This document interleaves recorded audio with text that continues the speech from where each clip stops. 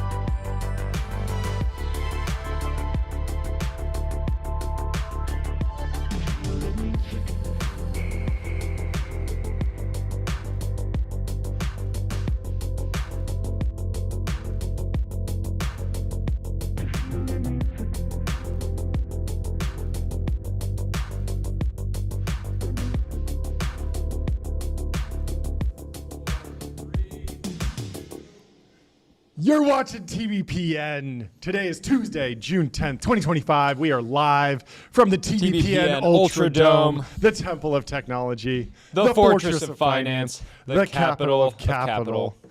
It's a great day. We're doing WWDC reactions. I will run you through a little bit of the show. We want to talk about the Meta Scale AI deal, 49% for just $14 billion. It's a steal. You're getting Alex giving Wang. it away. You're getting the Scale AI team. They're giving it away. We're going to talk about the Glean fundraise, competitor to OpenAI. They're cooking in enterprise AI. Some of the reaction there from what's going on in deep research and some of the advancements that OpenAI has been rolling out there. Very interesting for Glean's business. Glean still ripping. So they're up, raised a big round today. They also got the CNBC Disruptor list, 50 top startups. We've had a ton of them on the show. We're going to go through, do a little underrated, overrated maybe. See who should be spicy, higher. John. Spicy. Personally, I love them all. I think they should all be tied for first place. Yeah. But CNBC ranked them. 1 to 50. Hopefully, Hopefully it was purely pay to play, and CNBC just kind of auctioned off the spots. That's that would be the most scenario. fair thing, you know. Agree. But and then we got a bunch of great guests. We got Aside from Redpoint coming on, we have Kari announcing a massive, Series C unicorn round at Linear, one of our it sponsors. must be their Series C. We got Scott Belsky from A24 coming on. Roy Bahat from Bloomberg Beta coming on, announcing a new $75 million fund. And then this CEO guy, Metropolis. And then Andrew. This guy, Andrew Huberman. Andrew Huberman. You may have heard of him. He's got fellow a podcast. podcaster. Yeah. So we're excited for the show today. But let's kick it off with the Timeline's reaction to WWDC, liquid glass, whatever, says Juan. The most important thing in iOS 26, text is finally left aligned. You know, I saw people posting about this. You said this about like the center alignment, left alignment thing. I hadn't noticed it. It looks a lot better left aligned. I don't know why. I didn't know what I was missing. We'll take it. Huge improvement. We'll take it. Yeah. So now text in iOS notifications left aligned. Huge news. Also, absolutely massive. All the different version numbers are now, they're doing car models. So it's iOS 26. They jumped forward a bunch. I believe we were on like 18 before. So they just skipped a bunch. I can't wait to be in the thousands. We're in 2025. In the thousands. And it's the iOS 26 across everything. So unification there. It's happened in Android a while ago, but now it's come to iOS. Love it. Again, a lot of people with negative reactions. We're going to take you through some of the positive reactions. Steve Jobs would have cornered you in a dark alley and beat you with a metal pipe if you suggested something like this. That's what Kitsy says. This was yesterday's reaction. Today, some of the designers are coming out and saying, hey, let them cook. There's a silver lining here. There's certain examples that are really, really gnarly. So there's that one super viral one that's like really hard to see, and then people put it next to the Oppenheimer with the blast. Yeah. I think that's a fake photo. I think they adjusted the brightness on that. I don't think that's fake. a deep fake. Not a deep fake. I don't think there's any AI involved. I just think that someone went in there and was like, let me turn up the brightness for effect. And I think that that's fake. And I think Yeah. that also, again, this is a beta. This is something that they're going to be iterating on before it goes out to the masses. It's They're gonna honestly take a this bit feedback. weird for a $1 trillion company to launch a beta. It is odd. They should just say, no, this is an alpha. Yes, but it makes sense in terms of like if you are a developer and there's a significant change to the user interface, you want to bake that into your app so that you don't look out of place on day one when everyone updates. Yeah. So you got to get the beta into the hands of the developers so that the Airbnb app and the public.com app and the ramp.com app save time and money. Time is money, save both. Easy to use corporate cards, bill payment, accounting, and a whole lot more all in one place. Go to ramp.com. And travel. John's favorite. And travel. The travel is amazing. Favorite thing. Speaking of which, we got to book our hotels for tonight because we're going to San Francisco for YC Demo Day tomorrow. Tune in. That's right. It's going to be a massive stream. With Ramp Travel, you can book last minute and it's still a breeze. It's really, really easy. But yes, if you're designing an app, you want it to feel somewhat seamless with the rest of the UI. And if there's UI changes, you gotta test drive those beforehand. You gotta make sure that those are right. So the big question: should we have our intern Tyler Cosgrove over there install iOS 26 beta? You know, it's potentially he's on the green screen. Something happened. He's on the green screen. Should we make Tyler install? Oh, there we go. That's where he is really. Like, I'm glad that you did the false background for a minute and make it look like a green screen instead of showing the real. Yeah, we wanted him to be more approachable. Yes, we just put a green screen behind him as a fake background. Yeah. But anyways, back to you. Is that Mykonos? Where are you right now? Oh, this is just my pool in my backyard. Yeah. Okay, cool. This is where you take sometimes, podcasts. you know, Yeah, I mean- sometimes some of my friends will go on podcasts. They'll just use my backyard. Yeah. Oh, yeah. That's what it is. Anyways, I would love to watch you risk it all and install the update. So why don't you? Are you willing to do it? Yeah, I'll do it. Yeah. Okay, do he's it. gonna do it for the team. He's taking gonna one for the team. install iOS 26 beta. It could go terribly wrong because the bugs, the thing with the beta is that you can't go back. You can't roll back to the non-beta. Yeah, And so fully, you could be you're living all in. with minor grading bugs for like months until they fix it. Now they fix it pretty quickly. I've done it like once or twice, gone on the beta because I'm so excited. I want to try the new thing. This is basically intern hazing. It is hazing. It's in the modern era. The WWC version of Yeah. hazing is set up. All right, Tyler. Well, you are brave. Okay, good luck with that. And why don't you get started? Get started We'll keep and checking then back give in. give us the review. We'll be checking in with you to see how the iOS 26 installation process goes and any problems you run into there.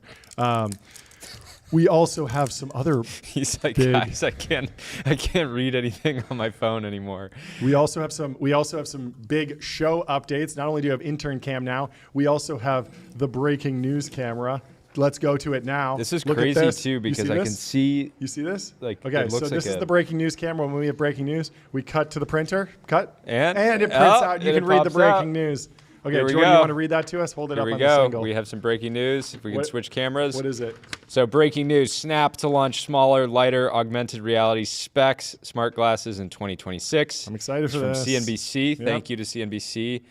Snap on Tuesday announced its plans to release a 6th generation of its augmented reality glasses in 2026 as competition in the smart glasses market continues to heat up. The maker of Snapchat said that its next generation glasses will be called Specs, breaking with the company's spectacles branding that it used for previous. Drop the ackles. Drop the ackles. Just do Specs. It's cleaner. Well, they dropped the T too, so it's technically drop the tackles. Drop Just the specs. Drop the tackles. Tackle. Just specs. Larger tech rivals like Meta, Apple, and Alphabet are investing heavily into cutting-edge head-worn devices. Yep. So The computer will be on your face. So the and you're most gonna like recent, the most recent edition of Spectacles were released in September 2024 to developers only. That edition of the glasses was available under a leasing model that required users to commit to paying $99 a month for a full year if you wanted to develop for them. So that's $1,200 guaranteed. And then if you want to keep it more, it's probably continues to be $100. So it'll be interesting. It'll run Snap OS operating system, which they developed in-house.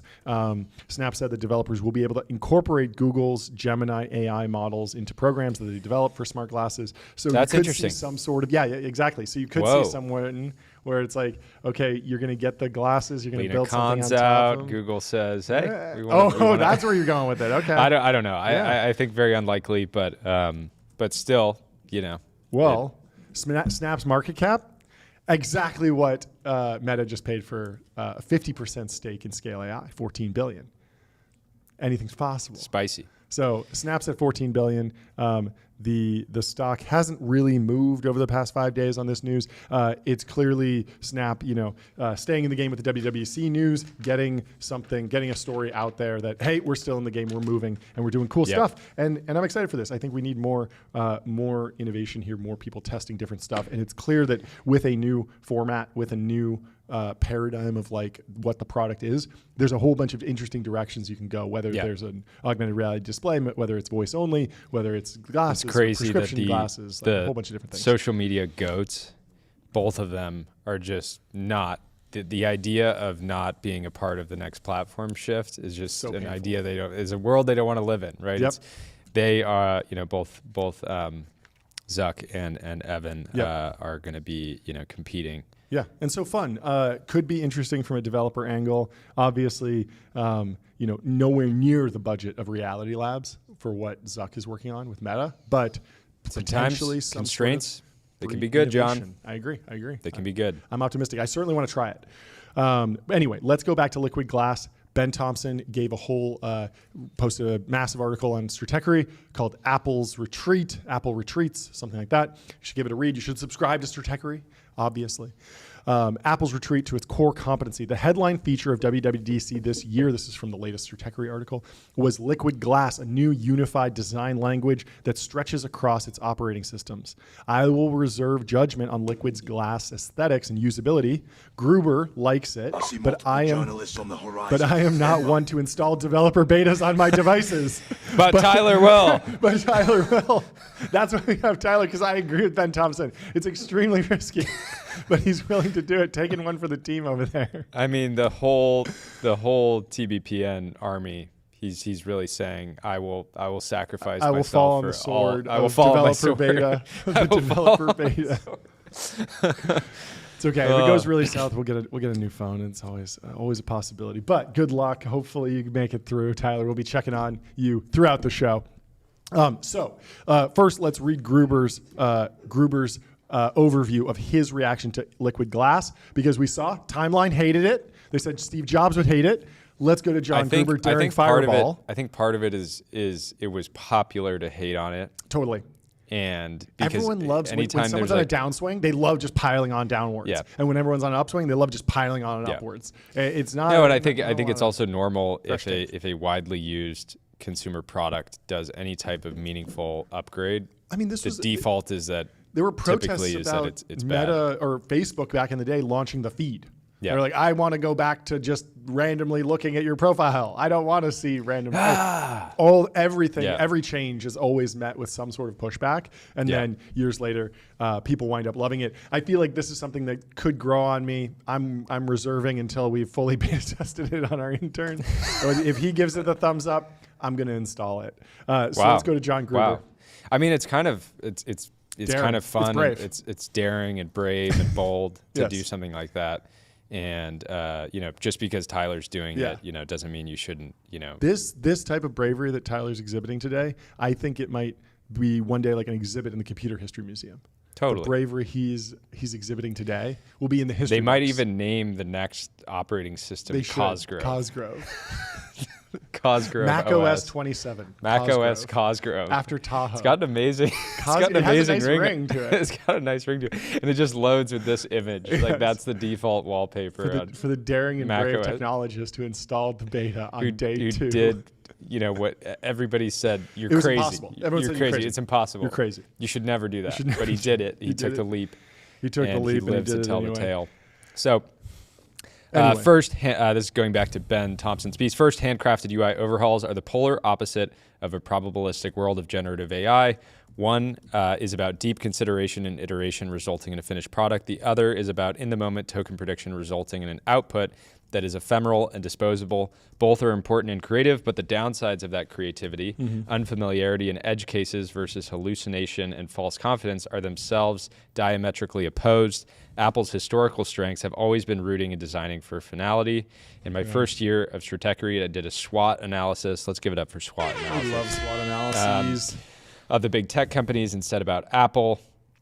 And I think we've talked about this a bunch on the show of like generative AI is inherently imperfect. Yep. Apple is about pixel perfection. Yep. So Apple's product development process is wonderful for developing finished products, but that same process doesn't work nearly as well when it comes to building cloud services. Cloud services are never done. They are best developed by starting with an MVP and then iterating based on usage. This is precisely opposite of what it takes to design a piece of hardware, and it's a big reason why Apple struggles so much with cloud services. And why other services companies struggle with products. The canonical example of this, of course, was when the Mobile Me launch, which was delivered fully formed, and which, when faced with real-world usage, crashed and burned.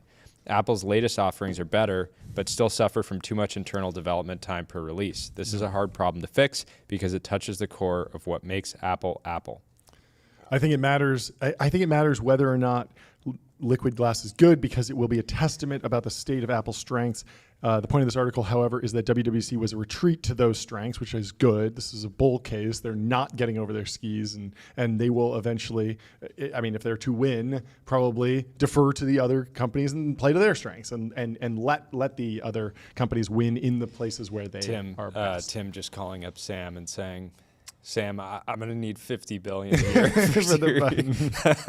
Siri, it's yours. $50 billion. $50 billion. You know, if you and Masa can pull together the capital, we can make it happen. I mean, I keep thinking about Siri, and I keep running through like, what would it have taken to just replace Siri with a frontier level, simple response model, not even the reasoning stuff, just GPT 4.0 level. You ask it a question and it reads you like a basic response, and not lose the other Siri functionality. And I think that they need to kind of flip the paradigm, because right now Siri is it's basically all tool use. It's basically a router. So it takes in, you ask Siri, what's the weather going to be like tomorrow? And it knows that and all it's doing is picking out keywords weather, and it goes to the weather API internally, and then tomorrow, and it feeds that in, and then it delivers that back. ChatGPT kind of flips that around by having the default interaction be much more generalizable, and it can return kind of any result. It can return a paragraph. It can tell you about a historical event or just talk to you. And then if it needs to use a tool like web search to get you the weather for tomorrow, then it goes and calls that. And so you need to kind of flip that around. I was wondering about like why hasn't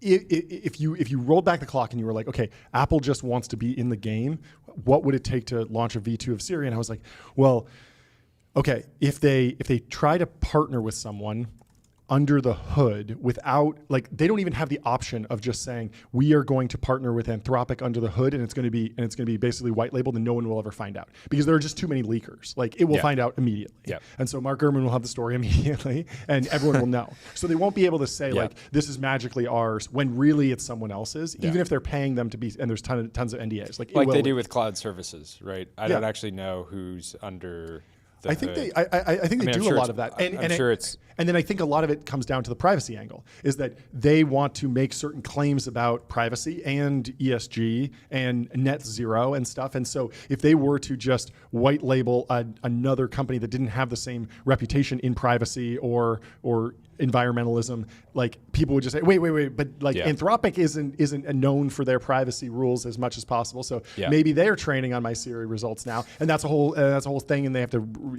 build up Anthropic's brand to have the brand of Apple, which is just, I'm sure Anthropic's doing great, but they're not known like Apple is in terms of how seriously they take it. And then in terms of acquisition, obviously there's all the antitrust stuff. We'll get into this with a Scale AI deal, but every major hyperscaler except for Apple now has basically done one of these interesting acqui-hires of a foundation model lab to kind of juice up their AI efforts. And it's kind of been a mixed bag. Maybe we see one from Apple. They certainly have the cash, but it would be a very, very different it would be a departure from their current strategy. Totally. Anyway, let's go to John Gruber over at Daring Fireball with his review of Liquid Glass. He says, I've got iOS 26 installed on a spare phone already. Oh, no. He didn't even use the real phone. Tyler, mistake number one, never install it on your main phone. How's it going so far? Well, okay, so I'm going to download it. It's 19 gigabytes. Okay. So How long my will that phone take? is not, I only have 64 gigabytes on my phone, so I'm gonna I gotta do a Delete everything? I'm gonna delete everything. Okay. But, Yeah. So You'll it'll take me a delete. minute. Just go to your Photos app, select all the delete all the images, family delete them all, photos. and then clear the trash, and you'll make more memories. Like memory, you can always make. You're making more memories all the time. Yeah, so just exactly. clear out those images, and Yeah, good luck. If you, on a more serious note, if you need. We'll cover your sort of Apple iCloud plan if you need to get those images in the cloud, so you can get. Yeah, if you need a backup, feel free iOS to expense 26. it on your ramp card. Yeah, put it on the course. ramp. So Gruber says, I like the new UI a lot. In addition to just plain looking cool, Apple has tackled a lot of long-standing minor irritants. For example, the iOS contextual menu for text selections, the one with cut, copy, paste. For years now, there have been a lot of other useful commands in there, including share at the very end. But to get to the extra commands, you had to tediously swipe. Now, with one tap, you can expand the whole thing into a vertical menu. Elegant. And I agree. I noticed that was getting originally it was just copy, just cut and paste, and it was pretty easy. And then they added, if you wanted to bold or italics, you had to swipe over and then click on that and then go to text effects. And there were 7 different things eventually. Yeah. Good move. Minor update, but important. And this is the polish that Apple's so good at. And then he says, there's some stuff in Mac OS 26 Tahoe I already don't like putting needless icons next to almost every single menu item. But overall, my first impression of Liquid Glass on Mac OS is good too. It's fun, and lots of little details are nice, joyful, and useful in an old school If you Mac love way. Mac OS Tahoe, you'll love Mac OS Cosgrove. I'll just say that. It's just going to be a banger. It's going to be the best ever. There's an interesting article in here that Ben Thompson linked to by Sebastian DeWitt about physicality, the new age of UI. He actually posted this back on June 3rd before Apple refreshed Wow. this. So there's a lot of... Oh, do we have some breaking news? I just printed this out because So this was a good post from Signal. He Okay. says, "Watching this WWDC." Thank you, Signal, Yes. for the content, and I'm just happy to be back printing. It's amazing. It's I don't know how we went a few months it's without a it. So he says, travesty. "Watching this WWDC felt like watching a dinosaur try to do ballet." Technically and aesthetically competent, but spiritually lost. They talked about Apple Intelligence like they just discovered the concept throughout the presentation. There was zero ecosystem thinking and no real attempt to rethink a single interaction model. More importantly, there was zero sense of how to be relevant in a world where interfaces may disappear, apps get abstracted, and AI is the OS. Apple still thinks in icons and widgets while the world is moving towards awareness, intent, and delegation. It'll be interesting to see how much of a penalty they will pay for missing this boat.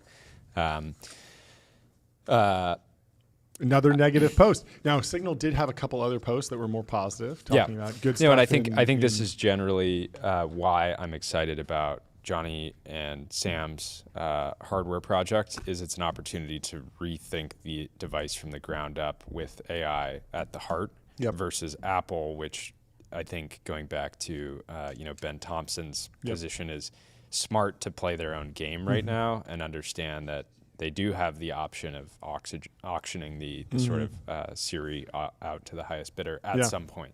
Yeah, I mean, Alex Heath, who we had on the show yesterday, had a good post who said, this is so very clearly designed for an interface that sits on top of the real world, not a phone, something you would need for AR glasses. And so this idea that it's a little awkward now when you see these images of these glass over the background of your phone display. It can look a little too transparent. The contrast ratios are all off. But if you think about if they're really going all in on AR, VR, and they want to project these screens over the real world long term, setting themselves up to really dominate there and not need to do another refresh, could be big. Could be big. Anyway, Mark Tim Gurman had liked it. spent some time with Trump. Yeah. Trump is known for playing 4D chess. Mm-hmm. Maybe Tim is playing a little 4D chess with liquid glass. He's I think like, so. screen is It's going to be, just, everything's going to yeah. be a screen. We're just going to put They have UI a everywhere. patent. They have a patent for a glass iPhone that you can see through, or something like that, or something that actually would appear more like glass or appear transparent. And a lot of the transparent, I feel like a lot of the transparent technologies, it's like the closest we're going to get to just true holograms is if you have a variety of devices that are projecting holograms into glass sheets. And so maybe it doesn't start with your phone immediately because the battery needs to be right there. That needs to be solid. But if you think about a display and you're projecting on that and doing kind of the same waveguides that are happening in reflected augmented reality glasses, you could do that on a monitor or something like that. And so that could be very cool. Mark Gurman had a more positive take on WWDC. He says, excellent WWDC, cohesive story, deep integration, and continuity across the devices, zero false promises, impressive new UI, and significant new productivity features on the Mac and iPad, but the lack of any real new AI features, despite that being my expectation, is startling. And so people were expecting, maybe there will be a new Siri, maybe they will move the ball down the field in AI, and they did not. Ben Hylack, of course, taking credit for it, as always. You know him from taking credit for the Jaguar rebrand. Now he says, so excited to see to finally see my work from Apple ship. I was the head of design for the WWDC app notifications. They're still a work in progress. We've only had the last year to work on them. Stay tuned. So is this fake or is this real? I think this is a brightness adjusted. I think that whoever shared this image turned up the brightness or brought up the lows. It basically decreased the contrast in the Photos app, to make it look worse than it actually would. But I mean, it doesn't even matter, because even if this is the way it looks, this isn't the way it will look when it will ship to people, because it's obvious, and Apple doesn't make these obvious mistakes like this, especially when it comes to design. They might do something that is rough in the short term, but better in the long term, like what I think is happening with the Photos app, where in the Photos app, they are understanding that in the future, you won't want to scroll at all. You will just search, and search will be so powerful because every photo and video will be tagged so thoroughly from AI, and it will understand the context so much that you will just ask it to pull up a photo and it will do it immediately. The problem is that right now, people, they haven't switched that UX paradigm to actually go search first. Yeah. And second, And second, just the tagging is not that good. I had a video clip of Arnold Schwarzenegger from a movie on my phone. I wanted to pull it up, and so I searched Arnold video, and it couldn't find it because the clip that I had started with a black frame, and clearly it's only indexing the first frame. Yeah. And so if you have a fade in to a picture of your dog, it won't get tagged. Something like that. I don't know if that's exactly what's happening. I use the text search in Photos quite a bit. Yep. I find it searching Coogan if there's some that's document really good. Yeah. that has Totally. your The name text on it search is fantastic. And even things like objects, there's a picture of a vending machine. You type in vending machine, it'll do a pretty good job. Sometimes it'll miss it though. But these generative AI things, they get to 99.9% accuracy pretty quickly. Apple's just a little bit behind on them, I think. Yeah. Anyway, if you're trying to upgrade your design chops, head over to Figma.com. Think bigger, build faster. Figma helps design and development teams build great products together. We'll go to Willem on Figma now. We'll go to Willem. He gives his review of Apple's Liquid Glass. Clearly hints at a clear interface, AR glasses, and unifies OS beyond devices. Like iOS 7, I would be shocked if this version of Liquid Glass ships to everyone later this year. Too many accessibility features for a company that pioneered it. Unfortunately, this means it's going to be muddy/blurry. UI design used to be about function. This is decoration. Late Empire feeling. Hate the trend of floating menus that seems to be happening everywhere. It puts useless noise on the edges of the screen. Ultimately, little of this matters when you can now just talk to the computer. Everything is computer. Anyway. Interesting. There's an interesting deep dive from this Sebastian DeWitt talking about some of the history here. Speaking of iOS 7, he said, on June 10th, Apple showed off this was in the spring of 2013. June 10th, Apple showed off what would be the greatest paradigm shift in user interface design ever, iOS 7. I remember exactly where I was and how I felt. It was a shock. I love a designer who's just so in the weeds. They remember where they were when iOS 7 dropped. Had to be there. If there is indeed a big redesign happening this year, it'll be consequential and impactful in many ways that will dwarf the iOS 7 overhaul for a multitude of reasons. The redesign is rumored to be comprehensive, a restyling of iOS, macOS, iPadOS, tvOS, watchOS, and visionOS in the intervening years between iOS 7's announcement and today. iPhones have gone from simply a popular device to the single most important object in people's lives. It's so true. The design of iOS affected and inspired most things around, from web to graphic design to any other computer interface. That's why I figured I'd take this moment of obscurity, this precious moment in time where its changes are still shrouded in fog, to savor something, wholesome naivete. Great writer. Of where things are going, so I can let my imagination run wild. What would I do if I were Apple's design team? What changes would I like to see, and what do I think is likely? And then he breaks it down. The shaded age, he goes back to the skeuomorphic era. iOS started out as... Can we pull up this? iOS started out as the iPhone OS, an entirely new operating system that had very similar styling to the design language of the Mac OS Tiger dashboard feature. Yeah, I remember this. You could just put the widgets anywhere. It was very messy, all the sticky This was notes and so stuff. fun as a kid. Yeah. Messing around with all the different widgets. All the widgets, and then you would swipe down to get them. Discovering It was great. widget. I couldn't. I legitimately felt like a kid in a candy store Yeah, it's with amazing. widgets. Yeah. It was a beautiful time. So he says the icon layout on iPhone OS 1, it wasn't even called iOS then, it was just iPhone OS, was a clear skeuomorphism was the buzzword at the time. You might have heard that word being thrown around. It might surprise you that it doesn't mean it had lots of visual effects like gradients, gloss, and shadows. It actually means that to make it easier for users to transition from something they were used to, in this case phones typically being slabs with a grid of buttons on them, to what they had become. Phones were all screen, so they could show any kind of button or interface imaginable. And yes, there was a whole lot of visual effects in the user interfaces from iPhone OS 1 to iOS 6. In this age, we saw everything from detailed gradients and shadows and simple interface elements to realistically rendered reel-to-reel tape decks and microphones for audio apps. I remember this, the reel-to-reel tape deck in the voice recorder. Pretty remarkable. And like when the directions would actually be like a physical sign that you would see on a highway. It was So such a cool. cool design language. I mean, it feels so not Apple now that they've spent 10 or 15 years post skeuomorphism, but it was definitely unique at the time. Having actually Incredible. worked on some of the more fun manifestations of it during my time working at Apple, I can tell you from experience that the work we did in this era was heavily grounded in creating familiarity through thoughtful, extensive visual effects. We spent a lot of time in Photoshop drawing realistically shaded buttons, virtual wood, leather, and more materials. That became known as skeuomorphic design, which I find a bit of a misnomer, but the general idea stands. Of course, the metal of the microphone was not in fact metal. It didn't reflect anything like metal objects do. It never behaved like the object it mimicked. It was just an effect, a purely visual lacquer to help users understand that the Voice Memos app worked like a microphone. The entire interface worked like this, so as to be approachable as possible. Notably, this philosophy extended to even the smallest elements of the UI. Buttons were styled to visually resemble a button by being convex and recessed or raised. Disabled items often had reduced treatments to make them look less interactive. All of this was made to work with lots of static bitmap images. The first signs of something more dramatic did begin to show on iPad. Some metal slider sheen could respond to the device's orientation. So as you...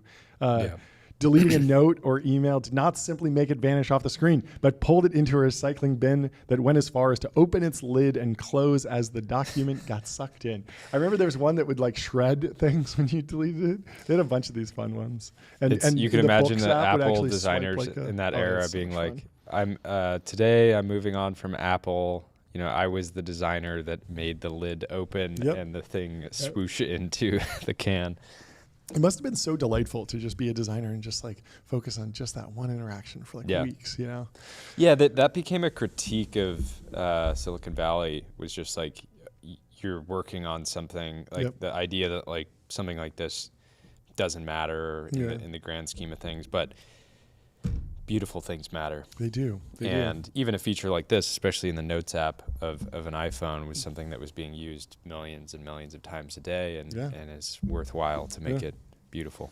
And so there was pushback when they went to flat design. The flat age started in iOS 7, introduced an entirely new design language for iOS. Much was written on it at the time, and as with any dramatic change, the emotions in the community ran quite high. I'll leave my own opinions out of it mostly, but whichever way you feel about it, you can't deny it was a fundamental rethinking of the visual treatment of iOS.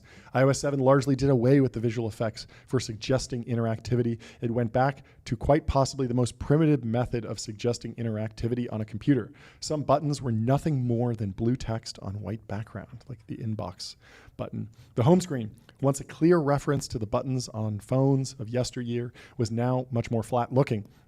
One part owing to simpler visual treatment, but also a distinct lack of usage of shadows. It is hard to look at this after looking at the last era. Skeuomorphic era was amazing. Goated. It was amazing. It was amazing. Like, I see why they had to move on in some ways, because it was course. just like the previous era felt, like it started to feel dated. yeah. It felt like It feels vintage. I mean, Yeah. it looks vintage today. Totally. I'm sure the kids today will like jailbreak their iPhones back to looking. Yeah, I mean, I saw a comparison of the original Photos app, which looked like a camera lens, and then the flat design camera app had just a camera icon that was completely flat, and now we're back to a camera lens in the new era. And so some of that skeuomorphism seems to be coming back with the glass redesign, liquid glass redesign, but not fully. We're kind of splitting the difference. We're going in a different direction. I just looked up, do people still jailbreak iPhones? Yeah. And Reddit says it's still possible. Mm-hmm. The big thing is there's not much need for it. A lot of the things jailbreaking was for have been implemented into iOS. Yeah, because the App Store is so robust. Yeah. So you can get an app. There's an app for that now. There didn't used to be an app for it. There were many apps that were not available, and on the first iPhone there was not even an app store. So, but why did shadows have to go? They had an important function in defining depth in the interface. After all, looking at the screenshot above actually does it no justice. The new iOS 7 home screen was anything but flat. The reason was that the shadows were static. iOS 7 embraced the notion of a distinct visual layers and using adaptive or dynamic effects to distinguish depth and separation. Why render flat highlights and shadows that are unresponsive to the actual environment of the user when you can separate the icons by rendering them on a separate plane from the background? Parallax made the icons float distinctly above the wallpaper. The notification center sheet could simply be a frosted pane above the content, which blurred its background for context. Johnny Ive spoke proudly at the iOS 7 introduction on how, quote, the simple act of setting a different wallpaper affected the appearance of many things. This was a very new thing. And so they're not losing the depth. They're bringing the depth, and they're actually making the depth more complicated with the liquid glass feature. And some people are frustrated by that. But one thing that they're highlighting is that it's intense from a computational perspective. Everyone was saying like rendering all these new features is definitely going to hurt your battery life because it's so much more. Although Apple is fantastic at integration and they're fantastic at this type of hardware and software integration and these types of renderings, they will probably be very quick. And so I wouldn't expect a disaster, but I would expect a little bit more of a load just from the graphic layer, although it will be heavily optimized. Also, a new thing in the interface was that the UI Chrome was able to have the same dynamics. Things like the header and keyboard would show some of the content. They obscured shining through as if fashioned out of frosted glass. While it was arguably an overcorrection in some places, iOS 7's radical changes were here to stay, with some of its dynamic effects getting greatly reduced. Parallax is now barely noticeable. Over time, its UI regained a lot more static effects. I wonder how much parallax there is. I don't really notice any right now. I mean, I guess when you swipe around, you can kind of tell they're on a different plane, but I might have it turned off. I don't even know. More interface elements started to blend with the content through different types of blur, like the new progressive blur, and the button shapes were slowly starting to make a comeback. It settled into a stable state, but it was also somewhat stagnant. For bigger changes, there would have to be a rethink. What would come next couldn't simply be a static bitmap again. It would have to continue the trend of increasingly adaptive interfaces. So he goes on to talk about the age of physicality and Vision OS and kind of where Apple's going, and predicts a lot of what wound up happening. So Ben Thompson, to go back to him, he talks about Apple's retreat to empowering developers and partners. This was your point about maybe Apple will be auctioning some stuff off. We'll see how their service revenue grows over the next few years. But first, let's tell you about Vanta. Automate compliance, manage risk, and prove trust continuously. Vanta's trust management platform takes the manual work out of your security and compliance process and replaces it with continuous automation, whether you're pursuing your first framework or managing a complex program. It's like a AI golden retriever for mitigating risk and automating compliance. I mean, it's literally a golden retriever turned into software. It's fantastic. What the golden retriever does for your yard, Vanta does for your business. It's like having a golden retriever in the office. Like you just feel safer. You do. Yes. You do. And you you feel are more safer. Compliant, and you are safer. So Ben Thompson writes about Apple's retreat to empowering developers and partners. He says, that's not to say there weren't some notable AI announcements in Apple's keynote. First, Apple announced the Foundation Models Framework. This is a quote from the Apple team. This year, we're doing something new, and we think it's going to be pretty big. We're opening up access for any app to tap directly into the on-device large language model at the core of Apple Intelligence with a new Foundation Models Framework. This was what I was asking Alex about. Alex Heath from The Verge. The question of, hey, even if the models aren't frontier, just the fact that they're happening on device, the speed is very important for a lot of these models, being able to use a model without a connection to the internet. People are still they're still missing internet on planes occasionally, or they have patchy service. Building an app that takes advantage of that and opening that up to the developer ecosystem where you can get really creative and kind of start finding those like niche cases of where AI can help for certain things. You know, we need the beer app, the iBeer app of the AI era. It's coming. We've been begging for it. This development. For example, if you're getting ready for an exam, an app like Kahoot can create a personalized quiz from your notes to make studying more engaging. And because it uses on-device models, this happens without cloud API costs. So if you're this like kid developer who maybe doesn't have an economic model yet, you can build an AI product that only uses on-device compute, and you have zero like cloud costs. Which is amazing. I mean, of course, there's ways to charge. Way less attention than it should have. Yeah, I mean, everyone was expecting it, and it's great, but it is very cool in terms of just you can now vibe code an iOS app that has some sort of AI functionality. It's not going to be incredible. It's not going to be frontier, but you can get something that's served into the store that only uses Apple's APIs and creates an experience that is zero ongoing cost. It's entirely hosted by Apple and runs on the device, which is amazing.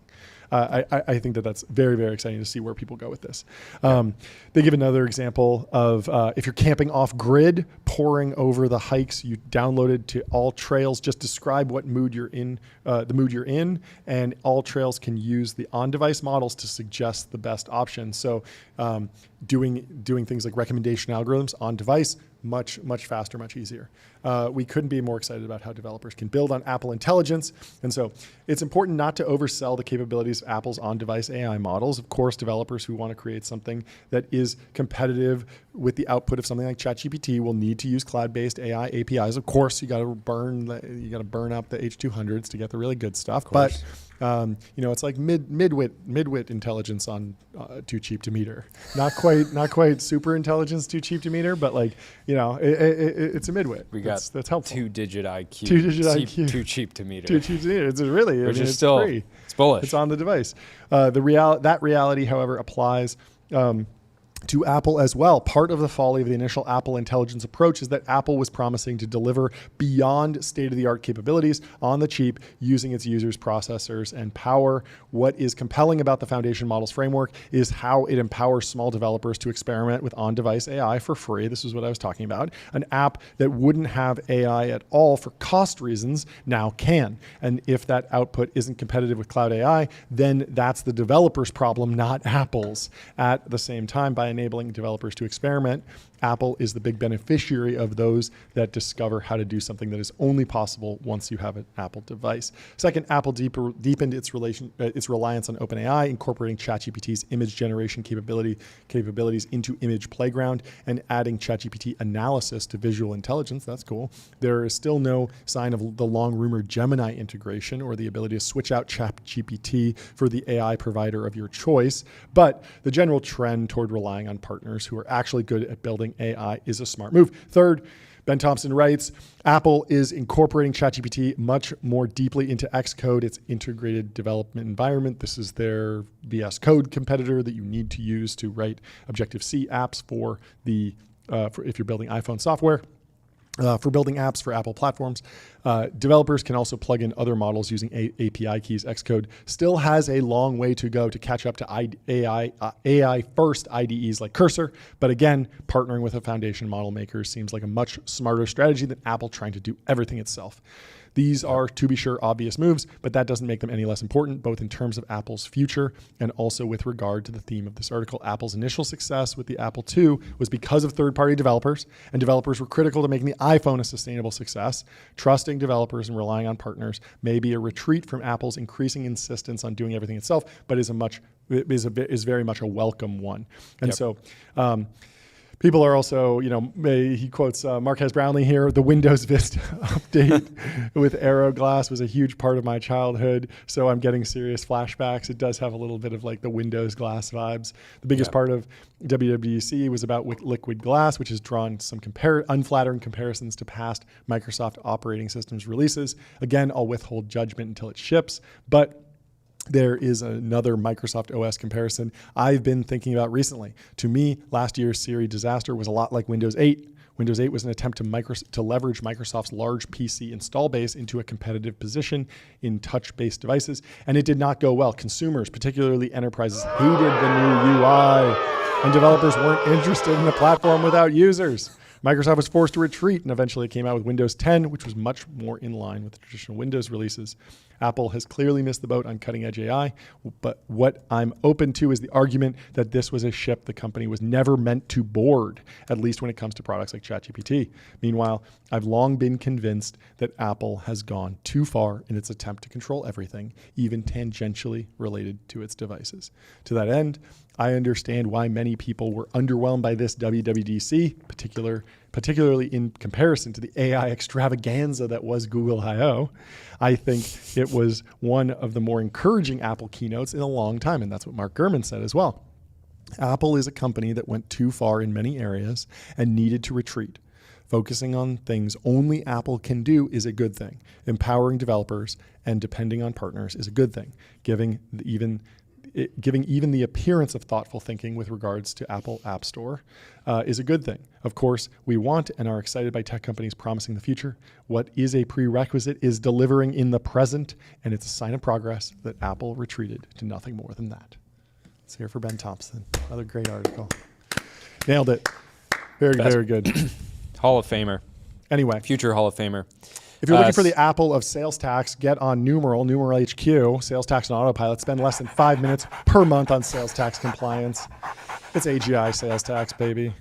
Get on Numeral now. So, just do it. Sarah Guo at Conviction, former guest on the show, friend of the show, said that Apple transcription is still so bad compared to what's available on the market. They should be embarrassed. Okay, so I agree. I am now in the pattern of if I want to send you a long text with a lot of thoughts, I will go to ChatGPT, I will click the dictation button, I will talk to it, and then I will copy and paste that into the iMessage window. Do you instruct ChatGPT to synthesize it and organize it? Or I don't. I just use it for the transcription. That's crazy. I just use it for the transcription. Crazy. I open up the ChatGPT app. I let it transcribe. I don't even send the prompt. John hits me with one of those. Bubbles. Yeah. That's like this long. It's you actually don't do that, right? I don't really notice. You don't notice that I do it. But even if I'm just saying like, okay, I'm walking around. I can't really stop and type. Here's what we're hitting in the gym. You wake up at 5 a.m. First thing, transcribe the workout. 5 for 5, 225, bench press. Yeah.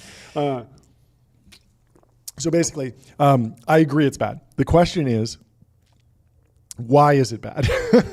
Because there are so many companies out there that they could work with, license, buy, partner with. There's a million different ways to solve this problem. Why is it bad? And I was thinking that maybe part of it is, let's say they buy a company that has amazing transcription, and it is discovered that that company trained on data that it didn't fully have access to. Interesting. All of a sudden, instead of going after some startup with $100 million raised and $50 million in the bank, and you're going to take them for all they're worth, you're going after Apple. Yeah. and you can maybe get $1 billion settlement. Yeah. And so that's like a huge liability. And it's also potentially a PR nightmare because a lot of Apple customers care about the AI training. Adobe's had to be very thoughtful about this in the sense Yeah. that like they're like, hey, look, we will let you opt into letting us train our models on your images if you're on Behance or one of these Yeah. other services. People don't like the idea of training just happening on Yeah. their hard work generally. And Yeah. so I think that there's some PR risk, there's some legal risk, but I agree that they need to figure it out. Way less risk if they're just leveraging a vendor that is giving them. Even that is like, it's tough for Apple because if it's like, oh, well, they're working with this vendor and the vendor's not above board. Okay, well, now they're linked in the Yeah, brand. but they should also be able to go to somebody like Scale AI or Mercor That and take just say like, that could be hey, bad we want to too. build a transcription product and we're just going to make it ourselves. I mean, they face backlash when Foxconn has bad working conditions, right? And so if they are partnering with another company and then there's some viral news story, whether or not it's real, that those people, I don't know. But everything Apple does carries risk, Yeah. even if they have great intentions. Yeah. And I don't think that, I agree. yeah, They need to yeah. figure it out. And this is something that just feels so easy to move the ball down the field because they already have a transcription product. Yeah. They just need Let's to just make it better. They just need to make it better. What are the ways in which we can make it And better? it's clearly not the modern transformer-based architecture. Yes, they need to do a training run. Yes, Yeah. they need to build some GPU data centers for it. Yes, they need new training data. But there has to be a way to do that in an environmentally friendly, PR compliant, like do it the Apple way. I'm fine with that, but like you got to do it because this is such a basic functionality of a phone now. And the fact that I'm going from one app to the other just because the Siri button isn't, the transcription is just not good. Yeah. And that would be such an easy thing to just say, hey, we're state of the art in this because this is something that is actually improves the daily experience of the phone Yeah. user for sure. And same That's thing with so backwards to have to go in another app just Yeah. to send a message, transcribe a message. I mean I'm fine with them not inventing like the newest paradigm of like deep research. Like that product doesn't need to come from Apple. Yeah. But we've had good dictation and transcription for years now. Yeah. And it's open source. and it's not even that it's just like open source. I'm sure they can't just like vend the open source model in because of the license and all, I'm sure there's restrictions on that. Like you're not just going to give Whisper to Somebody, like, the biggest company. We should have somebody that's a big dictation head and have You mean them like 11 apply Labs? to get a job. No. Oh. It's just somebody, just a fan. Oh. Go, an Apple fan Yeah. goes, joins Apple purely to just, beat the dictation drum internally. Because I feel like it just needs to be a handful of people that are really power users. Anyway, I wanted to highlight this post from Pirate Wires. They did an interview on April 16th with David Hannemer Hansen. That's DHH of Rails fame. He also works with 37 Signals with a friend of the show, Jason. Screen recordings of Apple's new iOS 26 liquid glass software design appear to show a jumbled, difficult to read apps and incoherent home screen app animations. For a company that built its brand on seemingly impossible feats of technology, Apple now finds itself stuck in a self-perpetuating cycle, falling behind in the AI race, struggling to attract talent needed to catch up, and fumbling product releases. Pirate Wire's writer Blake Dodge diagnosed the company's problems in a May interview with 37 Signals DHH. Read the interview in full on the site, link threaded. I recommend you go read it. I won't read it here. You have to go subscribe to Pirate Wires. Also, it has a lot of bad words. But yeah, it does. He really let loose, and I'm sure there's a lot of insight The there. regarded state of affairs at Apple. Yes, not quite family friendly material. But if you're an adult, head over, hit the subscribe button, check it out, and read it in full because there's a lot of insight there. Anyway, that is the WWE recap. We have 7 minutes until our first guest. I thought we were going to do that in 15 minutes. Wound up being a 53-minute segment. Love it. Nice. Well, should we cover We need to the cover scale. Yep. So Meta is paying $15 billion. I thought it was 14, 15, something like that, for a 49% What's stake an in extra Scale billion AI or two? that pays out investors and employees. CEO Alex Wang is leaving to join Meta and head up a super intelligence lab. Feels like those licensed and acquired deals at Character AI, Inflection, and Adept to avoid regulatory scrutiny, says Tane, who's been on the show. This is from The Information. You got to hit the size gong 15 times for Alex Wang. Let's hear it for a fantastic I just outcome. pulled out my your headphones. audio, You just so got I'm going to rocked. need to let you hit the size gong. I will hit the gong. I will hit the gong. Where's the gong mallet? Oh, it's over there. Where's the It's mallet? over there. Here we go.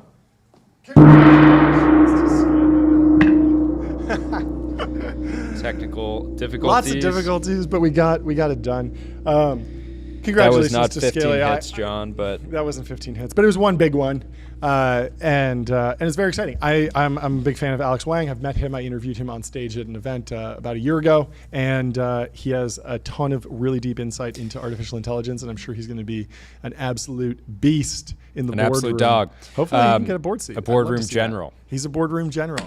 Yeah, so it's funny when these kind of deals are relatively recent phenomena. Yes. We saw this with Character AI To Google, to Google, Adept to Amazon, and Inflection to Microsoft, and now Yeah. Scale AI to Meta.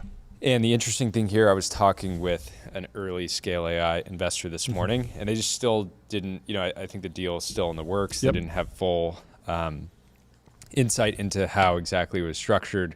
The question is, Meta's paying $15 billion for 49% of Scale AI, and Scale AI, through that, is losing their CEO Sure. to Meta. Yep. Now, Scale AI is a very big business. Yep.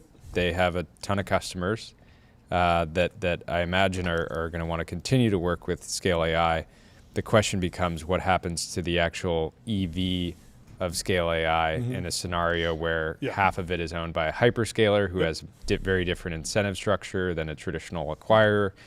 The positive here is that Didn't you it's talk to somebody at Character or Adept or Inflection? You talked to somebody who was Yeah, so at I talked a to previous what company? happened with Character is basically like the cap table was effectively wiped out and reset, and to my but not knowledge, wiped out, not like wiped out. cashed out to Cashed the tune out. of Yeah, a very so high Character- valuation. So yeah, they're Character happy. AI Everyone's is now, happy. That's the thing Character with these AI deals. ended up in a situation where they had this massive balance sheet, no investors, Yep. like no preferred shareholders. Yep. It was effectively, is effectively, to my knowledge, employee owned. And I don't think that's what's happening here, but it is seemingly clear that the founders, the team, and the investors in Scale AI will be getting paid out, I would imagine, pro rata based on that $15 billion mark. And the thing that's wild here is, So it's an up round for everyone. Everyone gets cashed out, gets a ton of money. Alex gets to go work in like a hyperscaler on Superintelligence. super intelligence and actually like take a run at some really serious like high technology. Yeah. The thing that was ultimately surprising And here is so Scale AI has more than $900 million in cash on its balance sheet at the end of last year, according to financial information shared with prospective investors. They've raised more than $1.5 billion from investors, so they only burned $600 million of that. Like they kept more than half of it. The company made $870 million in revenue last year and expected more than $2 billion this year, and it lost about $150 million. So doing pretty well. There is a world where like Scale AI as a company, even though they're not wholly owned by Meta, they are independent and they have $900 million war chest and they can go build a great business and do a bunch of stuff there. And then the relationship with Meta can be a fantastic growth engine. Yeah, the only reason this was surprising to me, well, I guess one, it's Scale AI was, if you're trying to build a new research lab, they're probably going to need to still acquire a lot of other top talent. You Sure. could imagine Meta going and trying to bring into people from Anthropic or OpenAI into this new organization. But it felt like Scale. I do wonder if Scale, Scale's team could go back and see Circle's IPO and the success of that. Yeah, if they would have still done this deal, because Scale AI Scale could have ripped in the public markets. Yeah, Circle IPO showed that the public markets are very receptive to pure play technology bets that have great narrative around them. Yes. And I could easily, seeing what Circle has traded at, I could see Scale trading well beyond this valuation they're getting from Meta. I agree with you. The question is, how does the liquidity picture, what does the liquidity picture look like in that scenario? They wouldn't, insiders wouldn't have been able to unload 15 billion. 15 or 15 billion. Like, does that actually play out? Yeah. Because yes, the stock could have traded up to 100 billion market cap, but can you actually, if you're an investor, can you actually get liquidity without crashing the stock if you're putting 15 billion of downward pressure? That's a lot. Big question. We'll have to dig into ultimately, huge pickup for Zuck. Yep. I think Alex, will continue Fantastic to execute very well, and I can imagine he'll be a huge part of recruiting. Yeah, I mean, really he's done a fantastic job. He's been on everything from like the Theo Vaughn podcast to testifying in front of Capitol Hill and got range. lawmakers. He's got a ton of range. He's very able to storytell and do creative deals, which increasingly are extremely valuable in the world where the AI paradigms, like the secrets, are known. It's about, okay, how can you actually marshal the capital and the will to build the hyperscale data center, to actually go and get Jensen to fork over 100,000 H200s on schedule. I'm sure there's a ton of different things in the works. Anyway. Yeah, it's interesting for Meta too, even if they're able to leverage the Scale team to simply get better at ads. They can make back the 15 billion. There's a ton of different ways this works out, and I mean they clearly need a lot more reinforcement learning training data to improve Llama 4 because they need a reasoning model if they're going to stay in the game. That's clearly the next paradigm, and I mean like. A big part of what we learned about from semi-analysis this week was that verifiable rewards are really important in reinforcement learning. Scale AI pioneered that humanities last exam. They've been in like the evals game defining the rewards that you would work against in the reinforcement learning paradigm. And so there's a whole bunch of ways that plugging Alex and the Scale team in makes a ton of sense. Anyway, really quickly, let me tell you about ADIO, customer relationship magic. ADIO is the AI native CRM that builds, scales, and grows your company to the next level. Let's give it up. Go check it out. And let's give it up for ADIO. Let's give it up for ADIO. Redpoint, our first guest, investors in ADIO. No, wait, really? Yeah. What a coincidence. One hand washes the other. Welcome to the stream. How are you doing? What's going on? Doing great, guys. Great to be on. Huge fan of what you guys have built, so this is exciting. Thanks so much. Great to have you. Would you mind kicking us off with a little bit of an introduction? For sure. My name is Sai Kumar. I'm a partner at Redpoint Ventures. Cool. We're a venture capital firm in the Bay. It's been around for over 25 years. We've invested in companies like Netflix, OpenAI, Stripe, but we're known for our infrastructure software investing. So companies like Stripe, Twilio, HashiCorp, Cribble, ChainGuard, and yeah, that's been our bread and butter. And walk us through what's going on today. Yeah, so we're in San Francisco at AWS's Builder Loft. We've partnered with NASDAQ to actually move their exchange to SF. So in about 30 minutes, we're gonna ring the bell. Really? With about In 150 SF. people here. That's amazing. Yeah, it's like that Delian tweet, like move Silicon Valley to Miami. We just move Wall Street to the Bay exchange here. So we're excited. It's an exciting day for us. But yeah, this is our annual conference, and we do it every year. That's amazing. Amazing. Break down hopefully you guys we have a gong cam here. You need hopefully bell. You guys have a bell cam set up. You know, but the gong might be better than the bell, I think. SF is very gong coded. Yeah. Well, yeah, I want to know about the top themes for the conference, the top tracks, the top discussion points. What are people debating? For sure. What take us from kind of where the discourse is and where the frontier of that discourse is going? For sure. You know, we created this whole initiative a few years ago to call out the importance of infrastructure software as a standalone category. It really is like the picks and shovels behind how software is consumed and delivered. It's this invisible piece of software that we just take for granted. When you buy something on Amazon, for example, there's some application that we open, but it's powered in the back by all of these dev tools and databases. There's some global server taking in billions of bits of information, and you need to secure it from all of these DDoS attacks, which happens millions of times a day, and we just don't know about that.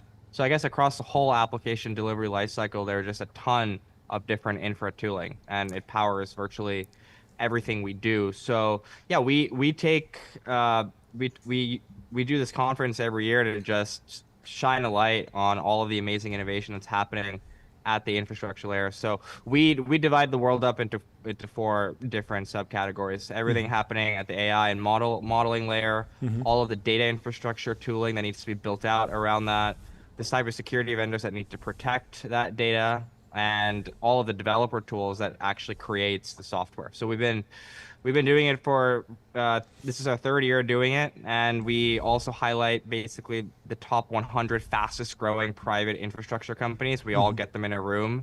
We have the CEO of Crazy. AWS, Matt Garman, coming to Fantastic. chat today, and the president of of YC, Gary Tan. And so yeah, it's a fun day.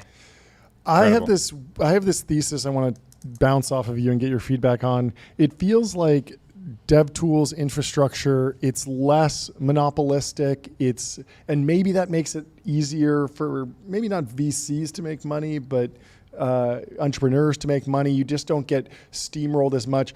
Am I off there in thinking that a lot of these dev tools markets are more oligopolistic by nature of Yeah. the fact that hyperscalers are competitive and the different cloud platforms are competitive? sure. Like what For what sure. is the current dynamic? Because I feel like the narrative is always like someone comes out with some infrastructure or dev tool. It's kind of a boring company. It flies under the radar for 6 years, and then it's worth a couple $1 billion. And then it's worth like $20-30 billion. And no one knows Exactly. about it. Exactly. So we break down like what structurally is going on there. Why is it harder to build these crazy monopolies? And then is that narrative about like base hits being easier or unicorns being easier? Is that even real? I actually I agree with that sentiment maybe a couple of years ago. But Yeah. if you look today, I mean, look at Cursor, hit $500 million in ARR Yeah. in less than a year. And I guess like dev tools, it's always been this like very like if you think of DevOps, it's this very sequential process, right? It's like if you have your engineers on one side, then you have your SRE folks on the other, and then there are tools for the developers, there are tools for the incident response engineers, and there are Yep. like these distinct stopgaps that exist across the life cycle, right? Yep. But with these code generation tools like Cursor and Windsurf and Yep. Copilot, like they all started on the left, and they started in the IDE where these Sure. developers are actually coding, but you can see the writing on the wall and where they're going. So now you're consuming and writing all of these applications in the IDEs, but they're probably going to extend right, and they're going to start doing the code review stuff, and then Yep. you're going to deploy the apps. Like you can see it in Lovable, for example. Yep. With just like a simple query, you can go from that query to a full-blown production app that's live on a website. So like before, you needed like 10 different designers and engineers to do all of that,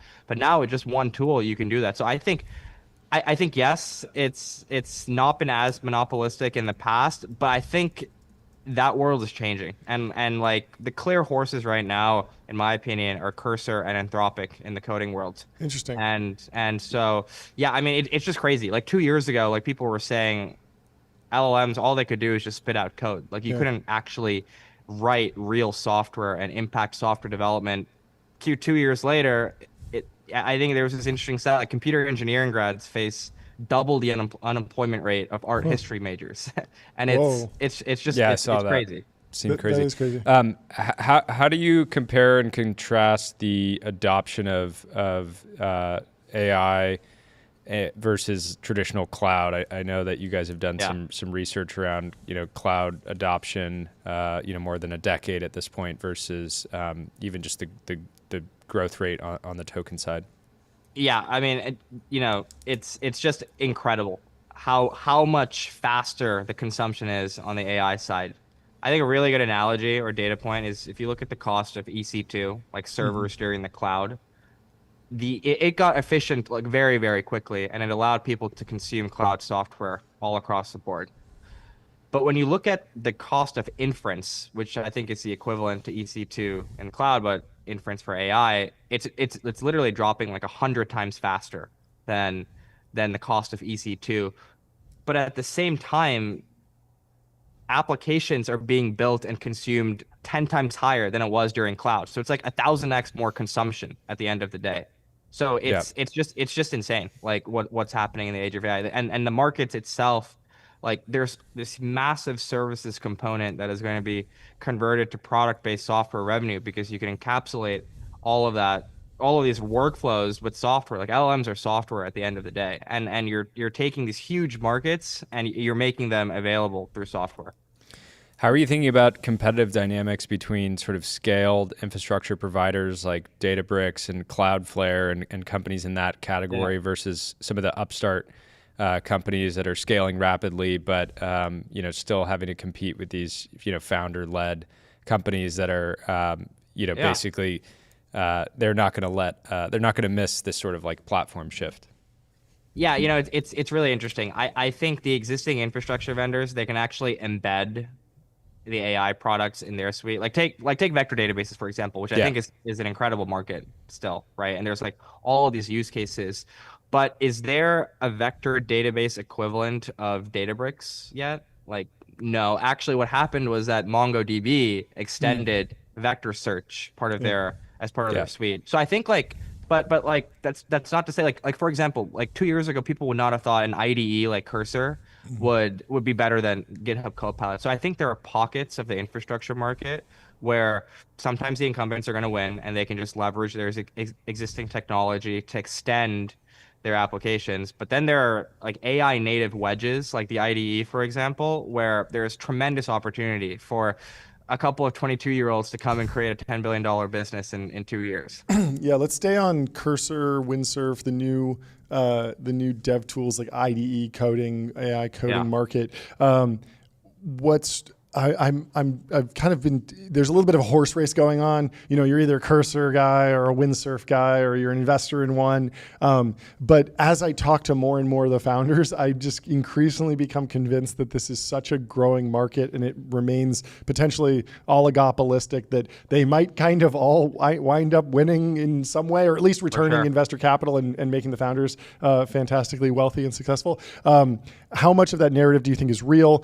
We talked to Scott Wu over Cognition. We were like, OpenAI just launched Codex. Like, are you cooked? And he's like, well, we grew 40% last month. And so it seemed like very much not so. And we talked to another person who was saying that GitHub Copilot, not the trendy tool at all, at a $500 million run rate. And so that and of itself could be a public company if it was spun out. And so it feels like when we're talking about doing something so net new, something so additive to companies' workflows, there's just so much opportunity that it kind of just is like a rising tide lifts all boats. But what do you think about that narrative generally?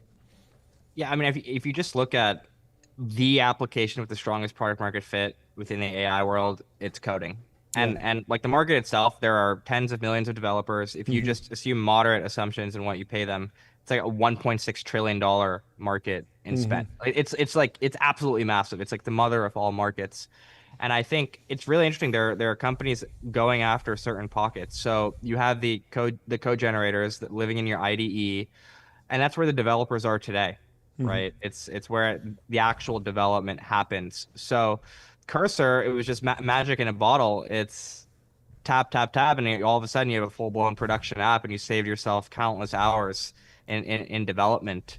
But when you can see where the world is moving, like all of these processes think about humans at the center, but it's like very, very quickly we're thinking it's going to shift to having agents at the center. And so companies like Cognition and Factory, they're not going to exist in your IDE. Like you're just going to go tell it. You're going to go tell an agent to go do something, and it's going to come back and have a pull request, and you're just going to approve. So I think there will always be a need for software developers, but I think they're going to move increasingly from actually coding to being kind of these like orchestrators of a product. And I think like product managers, for example, are now enabled with these tools. I think at the end of the day, like I don't think it's gonna. Yes, there's like some developers that might lose their jobs, but you're actually just making their jobs a lot easier, and there's just gonna be a ton more software. There's going to be more software. That's If created. you're not Jevons paradox pilled now, Yeah, you never yeah, will. yeah. You're What is lost. that? I don't. Reacting to the news today, That the was Scale AI Meta deal, how do you expect the data labeling market to evolve now Yeah. that in some ways one of the key players in that space it will naturally have other priorities if half their company is owned by Meta, who has their own goals around superintelligence. Yeah, look, if you're the model providers, there are like two use cases that are just so clear that and hair on fire. The one that's like inference, it's actually running these models. Two, it's data labeling. Like how do you actually structure your data and clean your data and feed it into these models and such that you can actually advance the LLMs. And so I think it's a brilliant acquisition. I think whatever the sticker price is, like we're gonna look back, it's gonna be like the Instagram deal. Like you need accurate classified data to feed these large language models, and for a variety of use cases. There's so many data labeling businesses that we see like pockets in hiring and whatnot and coding and like they're all screaming out of the gates. Like they go to like 0 to 20 in like 2 months. And so I think I think it just makes a ton of sense, and I think it's a brilliant acquisition. I want to get your reaction to WWDC. It felt like Apple was kind of pulling back from some of the territory that they'd overexpanded into in artificial intelligence. Obviously, it's a developer conference. Yeah. Do you think that there's opportunities for startups to build new companies even around servicing the nascent AI for Apple environment? You could imagine there is no cursor for Xcode. There's probably a way to solve that problem. Anthropic and their deal with Xcode. Yeah, they're working on it. Yeah, So- but there's probably some way to even advance that, and then also Yeah. just serving up models into iOS APIs that are like more tailored. Like there's been a couple companies that developed backends that were specifically tuned for iOS apps in the past. Some of those wound up getting sold. So Totally. how are you thinking about opportunities coming out of WWDC or just general reactions? Maybe you don't even follow it at all. It's interesting when you look at like past platform shifts like the cloud. You first need like the Workdays and ServiceNows and Salesforces running at massive scale, like pushing the limits of like cloud rails before you can really understand what kind of innovation needs to happen at the infrastructure layer. So, our guess here with Apple and all of these apps that are built, like you need the AI native versions of these apps to start like hitting the limits of the underlying models before you can really understand. So for sure it's going to happen, but I think it's going to take some time. What's the discussion, or what do you expect the discussion to be around agents? There's great narratives around agents right now. There's individual agent products that people use, whether it's coding agents or sort of research agents. But despite Salesforce, marketing, whatever their agent cloud is, Agentforce, things like that, it doesn't feel like they maybe have broad adoption yet, but a lot of promise. So how do you think about kind of agent adoption, given there's people I think at the event from on the browser infrastructure side, AI agent DevOps, all that kind of thing? Yeah, look, I mean, it's clear it's the next paradigm. I think we're just catching it in a point in time where they're stumbling agents. But like again, there are some clear use cases where it's clearly working today. Like if like Cognition's agents, for example, they're low level development tasks where like that is fully automated. And the largest of companies know that, but like no one else really knows that yet. And it's mind blowing what's happening. Same thing with customer support. You have companies like Sierra and Decagon, and that's just a use case that makes a ton of sense for agents to operate. So I think as the agent infrastructure improves, there are things like memory and context budgeting. There are a lot of these like hairy infrastructure problems that need to be solved. Yeah. But ultimately, also the agents are going to improve dramatically. Like from a year ago, agents have just gotten so much better. A year from now, they're going to be even better. So as agents improve, all of the infrastructure around it improves, like memory. Like I think very, very soon there will be an agent for every industry. Do you think that it ends up looking something like regular SaaS, or from a user standpoint in terms of you have sort of a dashboard, or do you think there's potentially totally novel paradigms? Yeah, I think UI is just a big problem, or just an opportunity for these companies to kind of rethink how you surface these products and extend these products to your end consumers. If you look at agents running in the development world, they're just running in your CLI in the background. Is that the best way to do it? I don't know. Maybe voice is the best way to interact with them in the future. So I think that UI is still being reimagined right now. I'm guessing what we have right now will be thrown out the window, Yeah. and that these abstraction layers will be very, very different in a few years. Yeah, the voice thing is interesting. That was actually in that original vibe coding post from Andre Karpathy.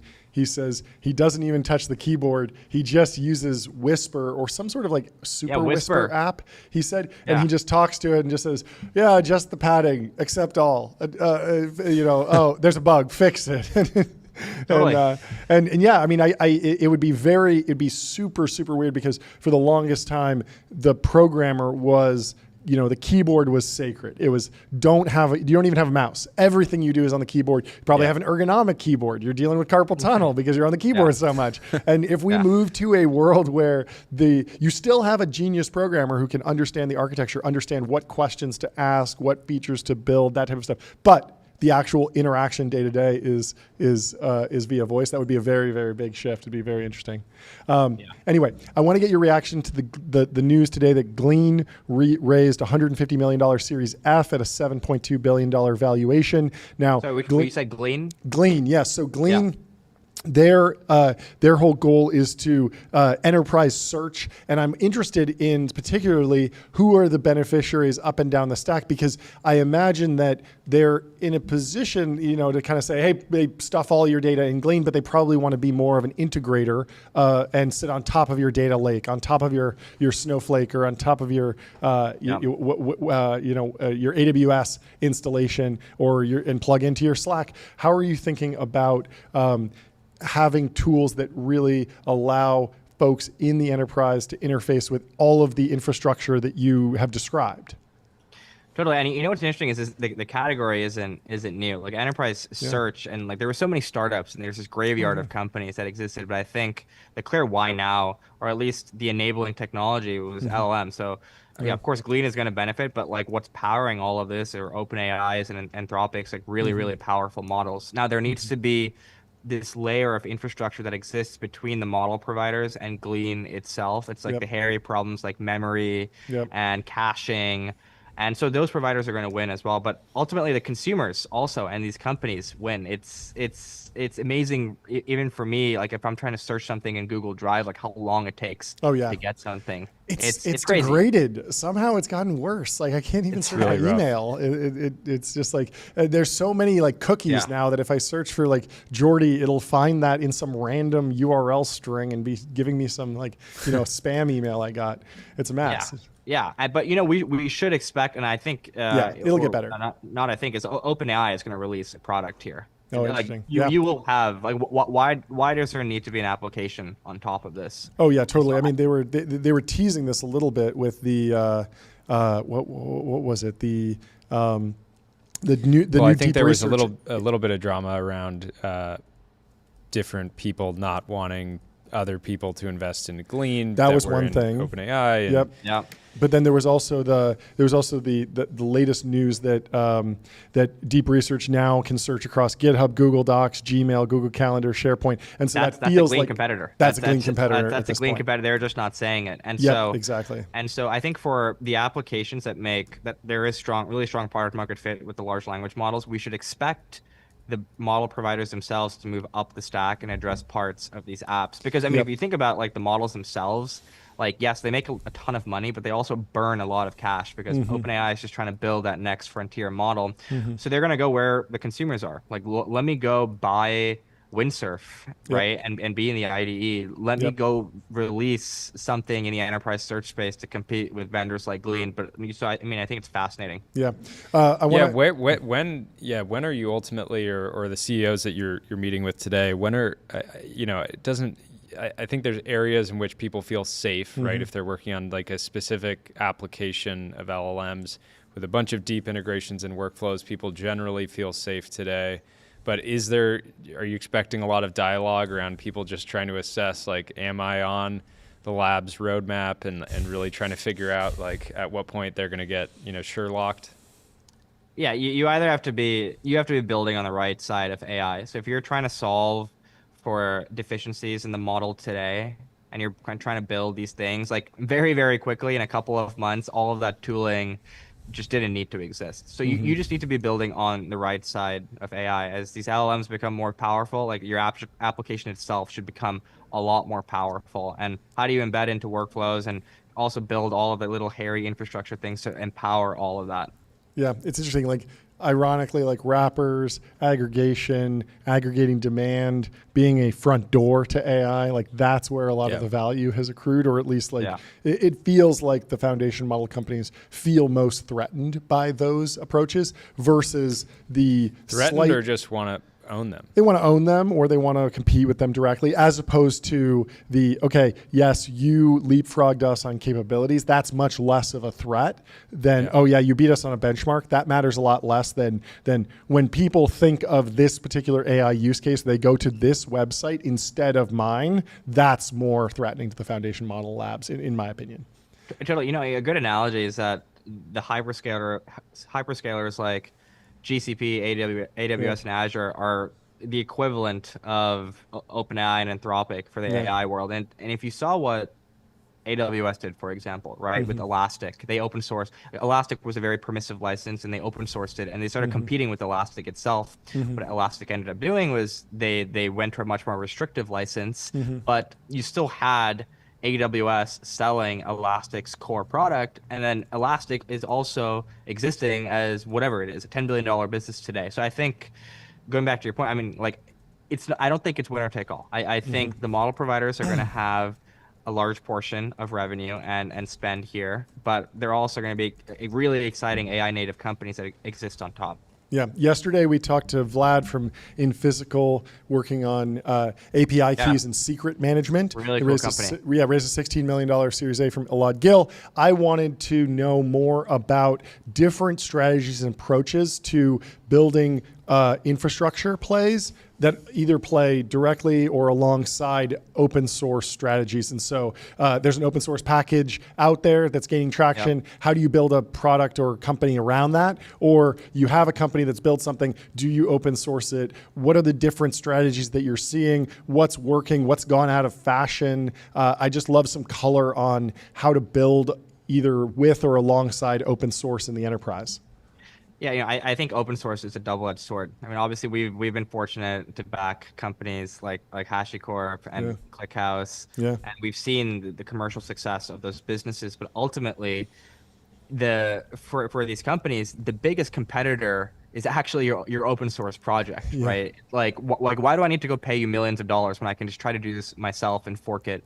And so, for the open source companies out there, I think you need to be really careful and just kind of understand where your product is going, the types of enterprise features that you could add that buyers would actually want you to pay for.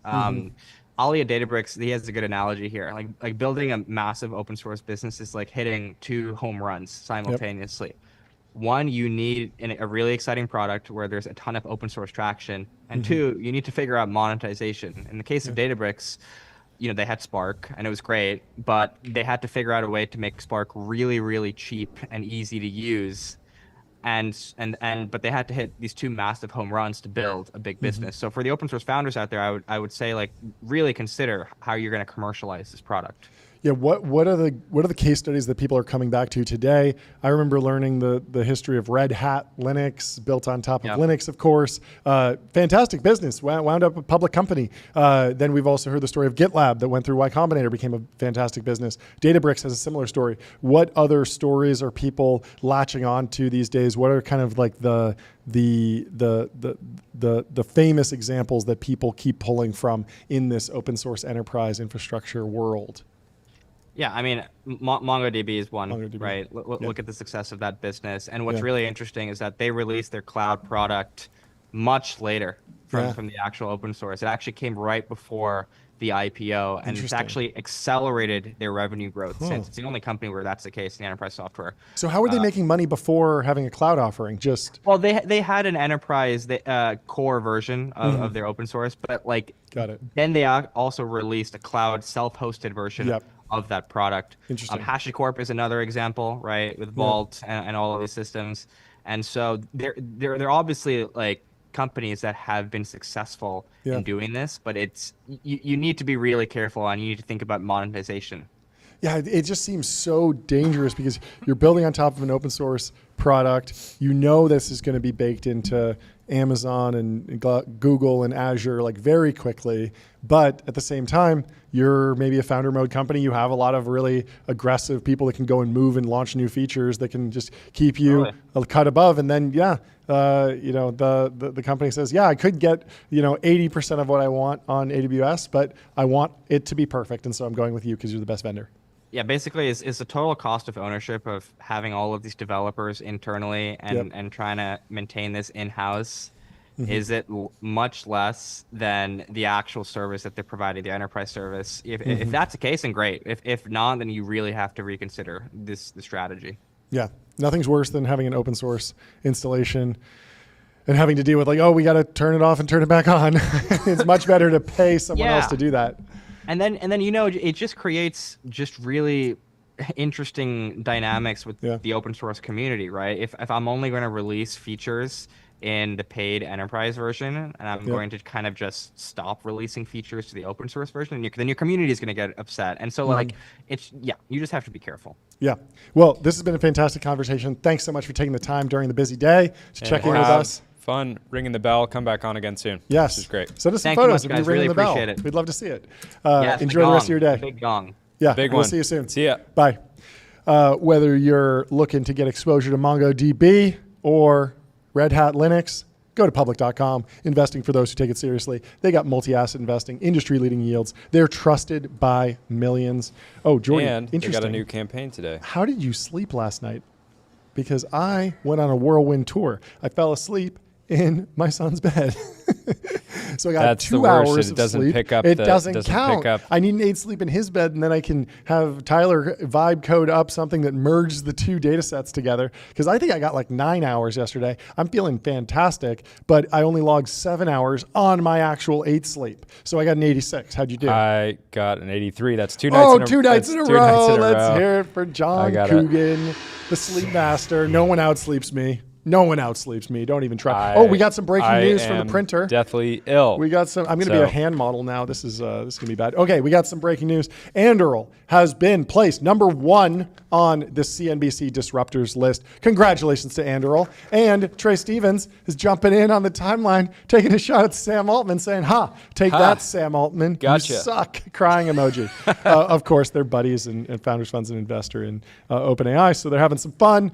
It was crazy that Anduril got number 1 because OpenAI has 10 times the market cap at this point, but both fantastic companies. You'll love to see them at the top of the list, number 1 and number Absolute 2. dogs. We should go. We should go through the disruptors list because we have a little bit of time before our next guest. Kari from Linear is joining at 12:45. We have 15 minutes. Let's go through some timeline reaction. Let's go through some CNBC disruptors list. I want to see who's going on. So anyway, to recap the Glean news, they raised $150 million, adding billions to their valuation. They're $77.2 billion valuation now. Very interesting to see them. 7.2, and it was a who's who on the cap table. The CEO Arvind Jain really using the long post feature on X. He gives shout outs to Wellington, Khosla, Bicycle VC, Geodesic Capital, Archerman Cap, Alt Cap, Capital One Ventures, City Ventures, Code 2, General Catalyst, DST, Iconic, Institutional Venture Partners, Kleiner, Latitude Capital, Lightspeed, this tells Sapphire, me that- Sequoia. Everybody's in. The So deal. this tells me that OpenAI didn't really get their way and not wanting to people to Yes. invest So in what Glean. you are referring to is the fact that back in October of 2024, last year, there's an article in Reuters that says OpenAI asks investors to avoid 5 AI startups, including Ilya Sutskever's SSI. Sources say. So as global investors such as Thrive Capital and Tiger Global invest $6.6 billion in OpenAI, the ChatGPT maker sought a commitment beyond just capital. They wanted investors to refrain from funding 5 companies they perceive as close competitors. The list includes Anthropic, XAI, Ilya Sutskever's new company, Safe Superintelligence, and then where was the other one? Two application Applications. firms, Perplexity and Glean. And so this was kind of a funny moment because, Anthropic seems like the direct competitor. Glean was kind of just thrown in there. Yeah, but in many ways, But it makes sense. I don't know. It In many makes ways, sense. Anthropic is not trying to compete in the core. Yes. They're so AGI pilled. They're not trying to compete. They don't on have a SaaS they don't have a in the voice same way. model. They don't Yeah. have an image model. They're just focused on that. So, but Yeah. at the same time, they are competitive, and if you can keep your investors on your side of the table, Yeah. there used to be like an unwritten rule in Silicon Valley that you only back one Yeah. company. OpenAI has just gotten so big they're effectively, public company scale now. We are the So- market. So it's a hard ask to say, Yes. just don't invest in SaaS, Yes. enterprise, other labs. Just don't invest. Just don't invest. Take a year off. Take a year off. Take a year off. Go Take a do long some summer defense break. tech. Get Take some a Anduril 6-month shares. Take a 6-month spring summer break. Just put your whole team on getting into the massively oversubscribed round over there. Focus on that. Good luck. Work on yourself. Just focus on yourself. Hit the slopes. No more investing. Focus on yourself. Yeah. But this news happened last week. OpenAI said we're rolling out ChatGPT record mode to Teams users on Mac OS. Capture any meeting, brainstorm, or voice note. ChatGPT will transcribe it, pull out the key points, and turn it into follow-up plans or even code. This was taken as a granola attack, but it also plays into the Glean story. So Signal said granola is more of a social company than a B2B company. It punctured a norm. No big player would have taken the risk of recording without permission, but granola beautifully reframed it as productivity, intimacy even. Once the social acceptability shifted, it was inevitable that infra players like OpenAI and Notion would mimic the mechanic under the same pretense. This is the difference between product innovation and cultural mutation. Tech can't move where the culture hasn't first been softened. And so, So interesting because Otter. Do you remember Otter AI? Have you used them? I've used Fireflies. So I believe, Otter was started in 2016. Yeah. They crossed 100 million ARR Yes. this year. Yes.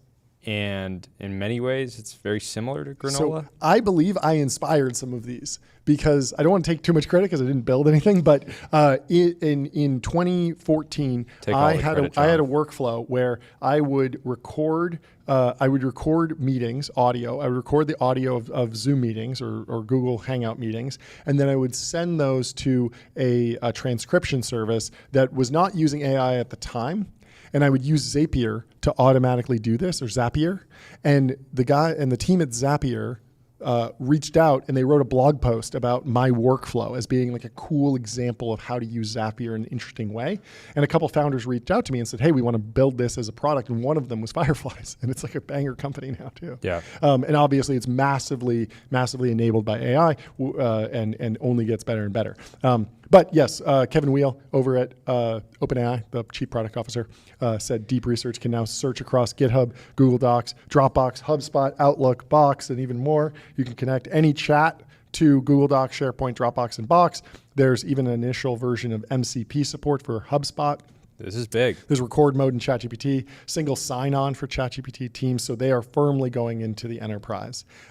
And this was a point that people were making, was that ChatGPT for Teams didn't feel like an enterprise product. It just allowed you to provision a normal ChatGPT instance to an employee and say, hey, we're covering the cost, basically. It wasn't truly integrated. Imagine how cool it'll be if we add someone to the TBPN team and they immediately get access in their ChatGPT to all of our internal documents, everything Yeah. that we have about all of our transcripts, all of our Almost like previous an enterprise Google Calendar. search product, Yes, exactly. somewhat That's like what they're Glean. doing. Somewhat like Glean, and so it was clearly on the roadmap, and they work towards it. Anyway, they're doing great. OpenAI's number 2 on the CNBC Disruptor 50. Then you got Databricks, Anthropic at 4, Canva at 5, Ramp at 6. Let's hear it for Ramp. Take a second. Congratulations. Using ramp. Love to see it. No Block surprises Safety there. at 7. We got to get the founder on the show. Very interesting company. Crime fighters. Crime fighters. They solve a ton of crime in America. More important than ever. AlphaSense. Kind of like productized Gary Tan. Yes. Gary Tan as a service. AlphaSense is at number 8. They, of course, acquired Tegas and are a market research team, market research firm, market Juggernaut. intelligence, juggernaut, big advertiser on Invest Like the Best. We love to see it. How? Octopus I was Energy. about I've to never say. seen I was about to Octopus say Energy. if there's a single company in That the I don't top know, 20, I'm cooked. Yes, I'm cooked. Yes, but And number 9, Octopus Octopus Energy. Look it up. Give us a breakdown. Haven't heard of them. Smarter, Stripes. greener, fairer energy for every Texas home. Is What are this they doing? a base power competitor? Interesting. I don't know. Do they make batteries or do they make solar panels? Break it down for me. I'll keep Terrible. reading while you do some research. So I'm on the website and I Okay, still break it don't down. know how it works. Okay. Well, all you need to know is that they're number 9. Let's have the founder on the show. Have him explain it to us. We don't need landing pages, Jordy. We get it straight from the source on this show. Yeah, there's a bunch of graphics of octopus. I don't know. Wait, really? Is it energy generation, energy storage? You do some research. I'm going to read through some Yeah, more so of the they list. do- They got Stripe at they 10, do- Revolut at 11, Thrive Market at 12, Metropolis at 13. We have the founder of Metropolis coming on the show in just a few minutes. Wow, would you look at that? Transcarent. I haven't heard of this. They care. They're at number 14. We got to look up them. Lead Bank, FinTech's Fixer at 15. Haven't heard of them. Carbon Robotics, Weed Tech. We talked to the founder of Carbon Robotics. That was an One awesome place company. for health and care. Verta Health. What comes after GLP-1s? That's an interesting company. We'll have to dig into them. Fruitist, the berry unicorn. We got to look into Fruitist. Fruitist. That sounds awesome. Saronic at 19. We know them. Grub Fruitist Market. is MoonPay is so still what up is there. the criteria for Writer getting on this list? We will dig into that Because let's. it's definitely not revenue. There's a whole bunch of great companies on there. You got Figma, Zipline, Sierra, Runway, Navan, So Shield Fruitist AI is on here. inspiring, enjoyable, and nutritious snacking. Okay. Fruitist grows the world's most delicious berries, bursting with flavor, crunchy goodness, and freshness in every bite. Okay. Here's how they chose the list. So they're all private. Have any of these? Yes. I'll go out and say I'm a huge fan of fruit. I think Mm-hmm. it's one of It's fantastic. God's greatest inventions yeah. and gifts. But have any of these fruit brands broken out? Fruitist seems like they've broken they're out. They're breaking on out. the list. Beautiful website. Yeah. Beautiful website. Do you want to hear about how they chose the 2025 Disruptor 50? I do. Okay. I got to know, John. So they're all private, independently owned startups founded after January 1st, 2010. They were eligible to be nominated. Companies nominated were required to submit detailed analysis, including key quantitative and qualitative information.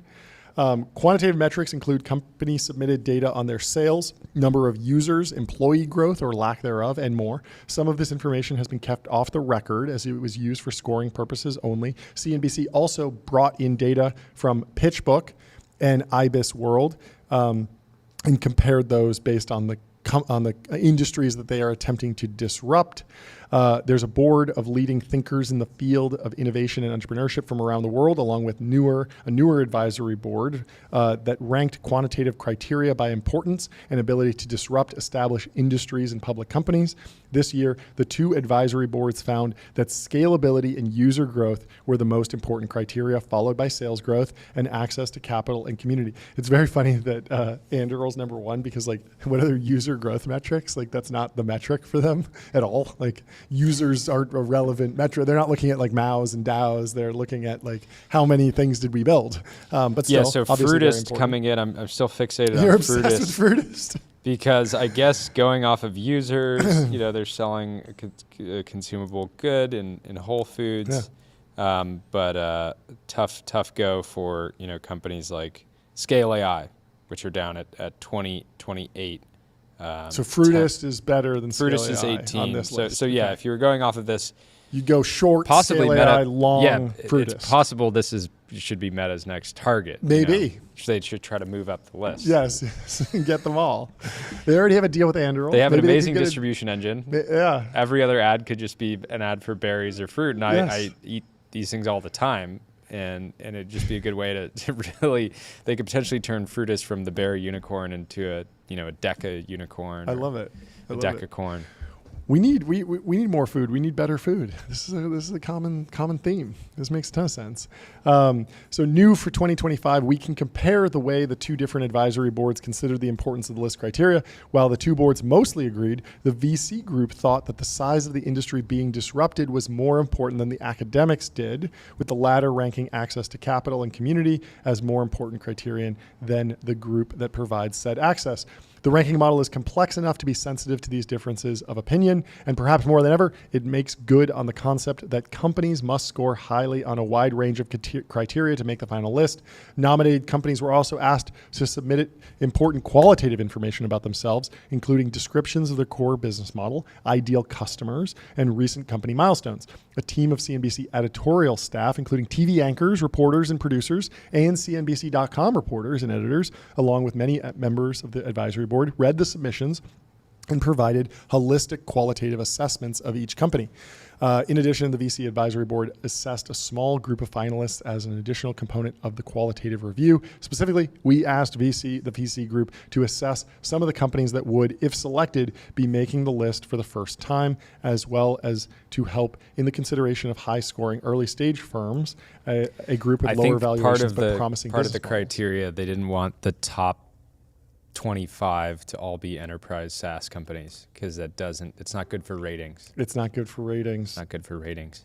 So only 11 of the 2025 honorees are pre-ChatGPT CNBC disruptors, but most of that group, Anduril, Databricks, and Canva, chief among them, the embrace of the new era is what has kept them here. And so there were 19 first timers in either 2023 or 2024. Companies are moving up, they're moving down, but it's an exciting list.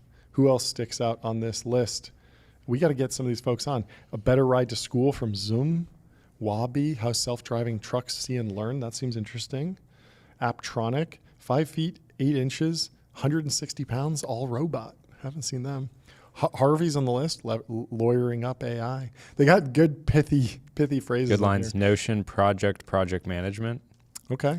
We got project management for your projects. That's kind of an odd one. Yeah, but not the strongest. a bridge, getting a doctor's note.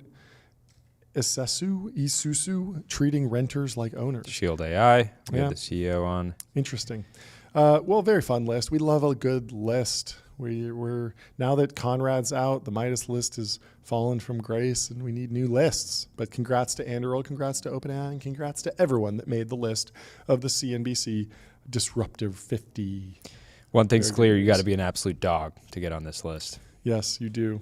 Well, we have Kari from Linear coming in the studio. Get the in just gong a ready, minute. John. Why don't you hit it? I will hit it for him. We're gonna hit it a few Welcome to times. the stream. Kari, us the before numbers. you dive in, give us the numbers first. How much did you raise? How much did you raise? 82 million. Low dilution round at $1 billion. Congratulations. We love to see it. A lot of people would have said, It's this was impossible. maybe an unlikely round. You guys have been very, very efficient, but it's a testament to Proving the growth. haters wrong. They said it couldn't be done. Well, they But it said got it could done. be done. Yes, of course. They said Kari wouldn't do it. No. Wouldn't do it. Anyway, It's great to have you on. congratulations. Massive milestone for you and the team. How are you feeling? Yeah, feeling great. And yeah, I think it's definitely like one of this, like, I think like all of our rounds has been kind of like interesting because since I think the seed round, we haven't really needed the money. So each round is kind of like we're doing something different or we're signaling something to the market. So it's a little bit always like strange to do these rounds because like I think like often like you celebrate it as a way to be able to do something more. And I think like in the end we will do something more, but also that like not a lot of changes. Like we still keep billing for the customers and the things we're doing. talk about maybe some of the last rounds, how they were unique, and what makes this round unique. Yeah, I think we also like done this like interesting thing where we have kind of doubled down on each of the investors. So Sequoia led our seed round back in 2020, and then we did a Series A with them, I think 21, and then we did a Series B with Excel in 22, and then now 2 years later, or like about 3 years later, we did a Series C with them. So There you go. I think that there's also like I remember when I was talking to back in the day, like around the seed round, to a lot of seed round investors, and I think like they had this like they create this fear that these platform funds can be challenging and like there can be this signaling risk and all kinds of things. And I don't know if that's really true, or I don't even know like when that has happened.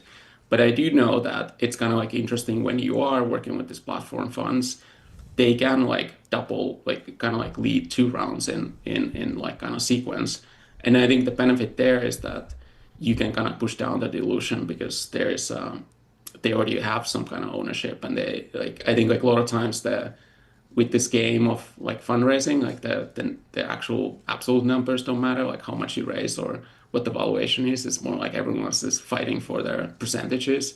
Ownership, And so yeah. if you kind of like work with the same investors, you have more like I don't know leverage, or there's a little more like flexibility on those percentages. Yeah. I mean, it makes sense. It also makes board construction easier because you're not adding 25 different board members from every fund. On the platform fund thing, I mean, it's clear that like that narrative came out of like kind of the Clubhouse era where the company got marked up multiple times by the same insider, and the metrics didn't really meet that. Was this more of a Vibe round or an Excel round? How are the metrics tracking? What are definitely people? an Excel round. What are people watching? Are they looking like is Mao DAO the key KPI? You don't have to give us the actual number, but like what is most important? Is it revenue, profit, EBITDA, EBIT? Like what metrics are most important for a round like this to get done in this era? I mean, like I think like all the later stage funds, like or later stage rounds, it is about the growth and the revenue.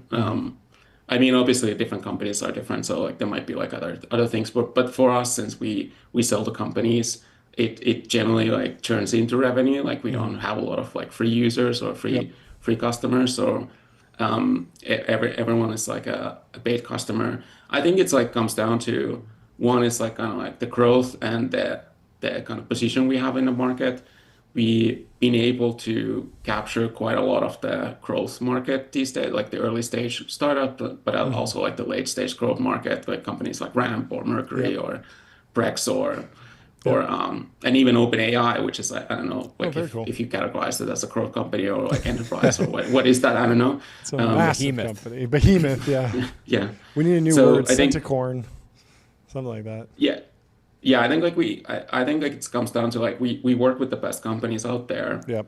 And I think like we also have like a lot of people really love the product and like they really want to use it. So I think like we have had a lot of opportunities that we could have additional investors join the board or like lead these rounds. But for me at this point, I think it's probably like in the next like the next time around, there's probably reasons to find someone new and like find someone with like some kind of specific or different skill set. But right now, I didn't feel like that's necessary. Right now, I think like the biggest thing what we're aiming for is that like we have this core business and product going with a lot of like 15,000 customers, like companies. That I think that I love it. the next thing is the kind of like the AI and how you probably heard it this like a million times on the show, but I think again the AI is like shifting the market and like how things work and like how software is built. And I think I like to do these rounds when we don't need to do it. Yeah. And we also like when we are about to hit something big. And I think we were about to hit something big with this. Like, Yeah, talk let's about go. some of the Shift to discussions AI. around. Yeah, talk about some of the discussions, with Excel and some of the other partners and internally with the team around this sort of inflection point with agents, because for the first, you guys have had a bunch of integrations for a long time, but this is sort of a novel type of integration. I know you guys are working with, Devin and Cognition and other players And that feels to me like a lot of the Linear's position as a platform that can help manage agents feels like a major catalyst. Yeah, yeah. So some of those companies we've been working now, and there's a lot more coming. I don't have the exact dates yet, but I think we're also working with the bigger companies out there that are building some of the model companies. Um, so hopefully those are coming soon.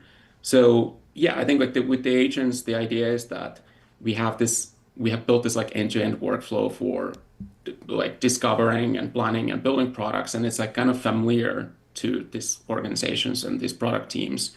And I think like right now, like we started seeing this traction from our customer base and also talking to CTOs. Almost every CTO out there is thinking about AI. Like how do we I think like the CTOs and the CEOs are writing these memos and like they know that the AI can help their organizations. But the problem now is like there's a lot of friction. Like the solutions are not that like designed yet. Like it's a little bit hard to use some of these tools and or use this technology.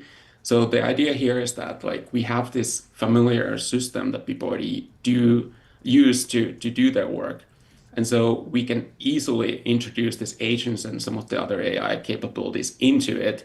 So they don't have to like go somewhere else to do it, but they can kind of like continue what they're doing. But now instead of assigning task or like kind of like code bugs or something to humans or the teammates, you can assign them to agents and then work with them to solve them. So I think like the kind of like the idea there is that we want to make it as easy as possible for organizations to kind of adopt the AI or adopt these agents or adopt like the new technology. Because like a lot of the other companies are kind of like more building the underlying technology, but then sometimes it seems like it's hard for enterprises to Orchestrate. adopt. Yeah, orchestrate them. I want to let you get back to building, but I want to get WWC reactions. Yeah, we got to get your take on WWC. I mean, Linear is a fantastic design-driven firm. I'm sure that there is a lot of internal chatter in the Slack or in the group chats about WWC. How's the reaction Specifically been? liquid glass. Liquid and sort of glass. What's the evolution. take? Break it down for us.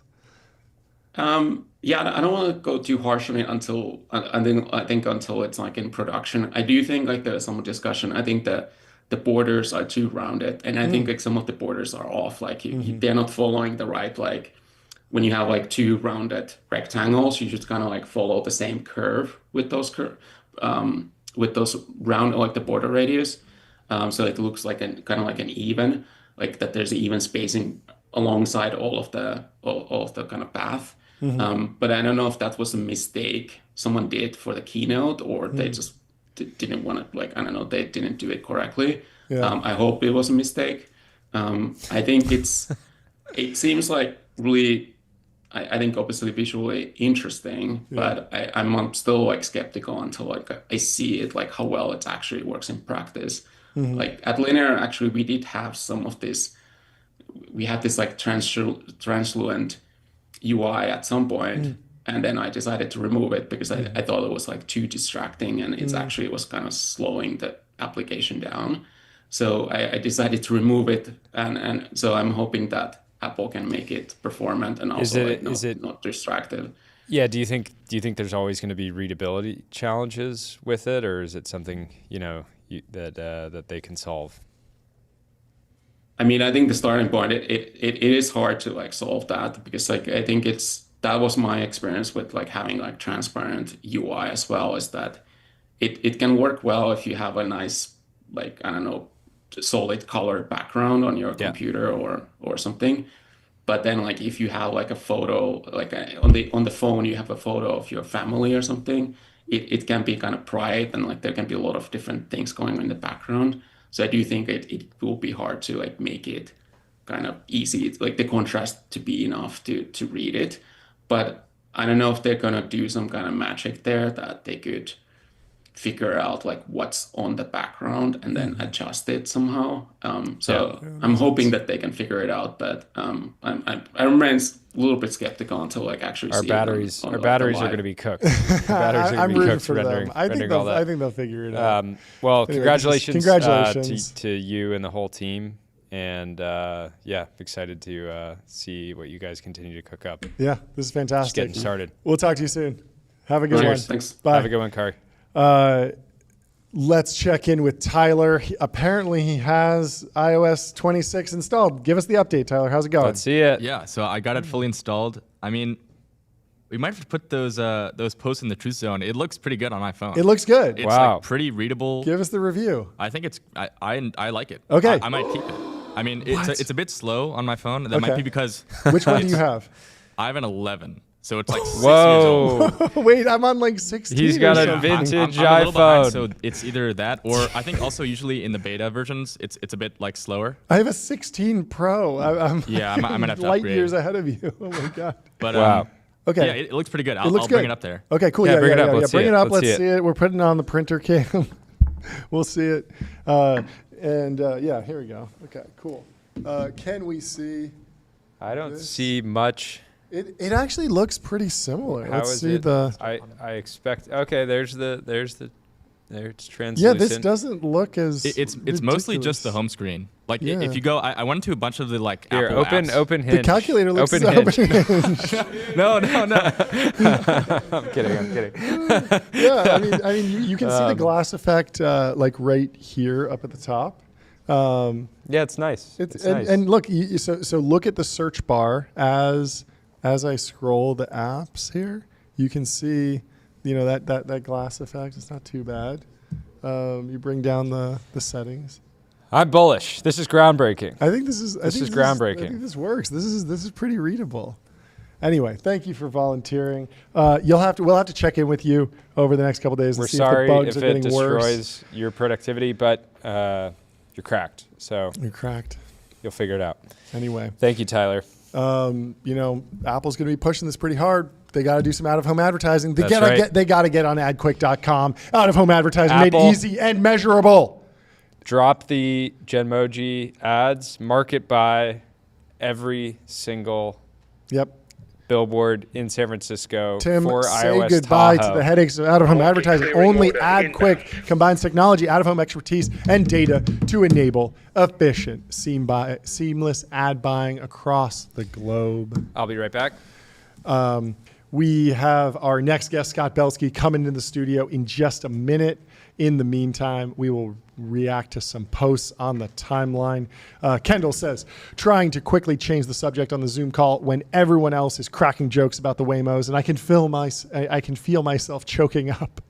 Lots of sympathy for the Waymos. Lots of coverage in the Wall Street Journal today about the burning Waymos, talking about how this played directly into the hands of the Trump administration by making the tech company clearly align with against the burning of Waymos. Very sad to see. Hopefully things resolve. It does feel like the report from LA. I've been driving around today. It feels like things have calmed down a lot. In general, I was able to drive all the way across LA and without any. I was in downtown, didn't really notice anything, and so it does seem like things are calming down, thankfully. Anyway, I like this post from Tyler. I'm going to mispronounce this name. Well, I'll just say Tyler. He says, unlike the rest of you cowards, I think the Y Combinator valuations are too low. We will find out what the valuations are coming in at tomorrow when we're at YC Demo Day live in San Francisco. We're bringing a huge swath of the crew. We're going up right after the show wraps. The team is stoked. We'll be giving out hats. We have a whole bunch of different hats, some TBPN hats, some ramp hats, and the ramp hats have TBPN on them. So they're all limited editions. I think people will really like them. So if you're a founder at YC Demo Day or you're an investor at YC Demo Day, stop by our table. Come chat with us for a couple minutes, and we will get your take and hear your pitch and hopefully turn your demo day into a massive party round because we will be live from the Palace of Party Rounds. Mike Solana, reposted the video of the Waymos leaving Los Angeles. Apparently, Waymo is moving their cars out of LA. I don't know how real this is, but it was a video of several Waymos driving through LA, kind of all together. Maybe they're leaving. We're getting out of here. Quite makes sense because you think you could just put them wherever they store them and charge them and clean them, but yeah, I don't necessarily believe that knows? this was a response. This seems like fake news, but Solana has a great post as always. The elves are leaving Middle Earth. Very funny. Anyway, Ramp has a post in 2012. In 2024, Ramp placed 32 on CNBC's Disruptors 50. This year, number 6. They're grateful to their customers for betting on a better way and allowing us to fix the parts of finance people hate so they can do more of what they love. And shout out to our friends at Anduril for making number 1. What a fantastic lineup over there. What else is in the news? Warner Brothers. Oh, wait, we have Scott Belsky in the studio. Let's bring him in. How are you doing, Scott? Here he is. Finally. Long overdue. Welcome. I'm sorry it took me so long to invite you on. I'm so glad we could make this happen. It's fantastic to finally meet. We were sending invites constantly, mentally. We were like, this is a dream guest. So thank you so much for taking the time to join us. Would you mind kind of setting the stage for us? Because you've done a lot in your career. What are you focused on right now? What's interesting to you? And then we can kind of dig into all the hot topics of the day. Well, first of all, it's been fun to watch you guys at work. And congrats on just, creating conversation, which I think is appreciated by all of us. What am I up to these days? I mean, my obsession has always been the intersection of creativity and technology. Yeah. Behance is probably 58 million, 60 million creatives online right now showcasing their work. Yeah. That brought me into Adobe. Yeah. Had a long stint at Adobe, leading emerging products and design and various other new things there. Now I'm excited to kind of explore the world of storytelling and the role that technology plays there. Obsessed with the implications of new technology, that emerge. And I love engaging in conversation about, I think you guys were talking to me about the implications kind of writing I do and riffing off of, I don't know, like what's going to happen because of what's going to happen is the question. Yeah, it's a big question. It's a big question. Maybe we should start with some of the news that's coming out of like this idea of collective memory, what's going on in the enterprise. We were talking about Glean, OpenAI, Deep Research. There's so many new products. We're using stuff. We're wiring up stuff. We have an intern in the corner vibe coding different stuff for us. We're essentially a podcast or a live show, a media company, and we're writing software. Everything about how we're building this media business is different than I think people would have done even just a few years ago. But it's actually crazy. If somebody told me 3 years ago we have a show, podcast, and we're building a bunch of internal software, I would be like, that's a huge mistake. Be so bearish. Huge and mistake. Yet we get so much value out of our internal software we call Newsmax. But anyways, back to you. No, I mean, I think first of all, it's when you're building a new team from scratch these days, it's almost like you're able to build with another new generation of tools, as opposed to retrofit something built with old tools. Totally. And so I do think there's this advantage that a lot of new companies are realizing now, or new teams within companies. But you asked about this concept of collective memory, which I've been obsessed with. This notion that the context window of these AI tools that we're using, of course, those context windows are growing, which means that their memory of us and their understanding of us is growing and persisting across all the inquiries we have. And this is becoming almost like an extension of our knowledge and opinions and identity and everything else. And it's great when these LLMs get to know us and give us better and better answers to our questions. What happens when in the enterprise we access each other's memory? Yep. Right. So if the context window of me working, as one of your interns for years, is suddenly accessible to you even when I leave, are you able to keep saying, hey, what does Scott think? Or, or what did Scott do? And we had this situation. And does that belong to the enterprise? Mm-hmm. And you do see, by the way, like every company right now trying to build this memory for each of its products users. And in some cases, a lot of companies are building connectors to get the data from other products that customer uses to enrich that memory and understanding of their customer. And it'll be interesting when that kind of memory that's for each of us becomes a collective memory. And then what happens in the social, like in the consumer world? Like, does your girlfriend say like, I want access to your context window, your memory, and is that kind of weird? I think there's all kinds of weird questions and implications that arise from that. Do you think memory can be the lock-in that I think certain companies would like it to be? It doesn't feel like it is yet, but I think there's still an idea that it could be. Yeah, Well, sometimes it actually goes the opposite way. Like I'll ask ChatGPT to tell me a joke, and it'll be like hyper specific about something I talked about a year ago. And I'm like, that actually makes the joke worse, ChatGPT. Like, I'd prefer if you ignored all my questions about trains or something. Well, that could be in the prompt, right? Yeah, exactly. I feel like you see OpenAI launch the ability to log into tools with OpenAI. Yep. And when I saw that, I was like instantly thinking, gosh, that's a way to enrich the personalization. I do think personalization effects are the new network effects. What we used to talk about in terms of the moat that companies would have with a network effect today, I do think they will have with personalization, and that is a direct outcome of the memory and extended context window and all of the data that they can get to give us a personalized experience that no one else could ever give us. But you're right, like there are other ramifications of that. If you're too well known. I asked OpenAI the other day what I didn't know about myself, and it told me that you're a real hypochondriac. And I was like, well, I didn't know that about myself. So. That's funny. I want to know more about this idea of collective memory in the enterprise. What? Sorry to interrupt, but it's an interesting thing where like the model is effectively trying to do pattern recognition. And it just identifies something that is... It's like, you ask a lot of questions. It's like, yeah, because you're a question answering machine. Yeah. Like, that's not me, that's you. But on the concept of like creating a collective memory in the enterprise, I've noticed that even though we are this new company that's starting from scratch, total greenfield, we have still not been able to go all in on one walled garden. We have Gmail. We send a lot of iMessage groups. We also have a Slack that we are interfacing with different people on. That's a Salesforce product.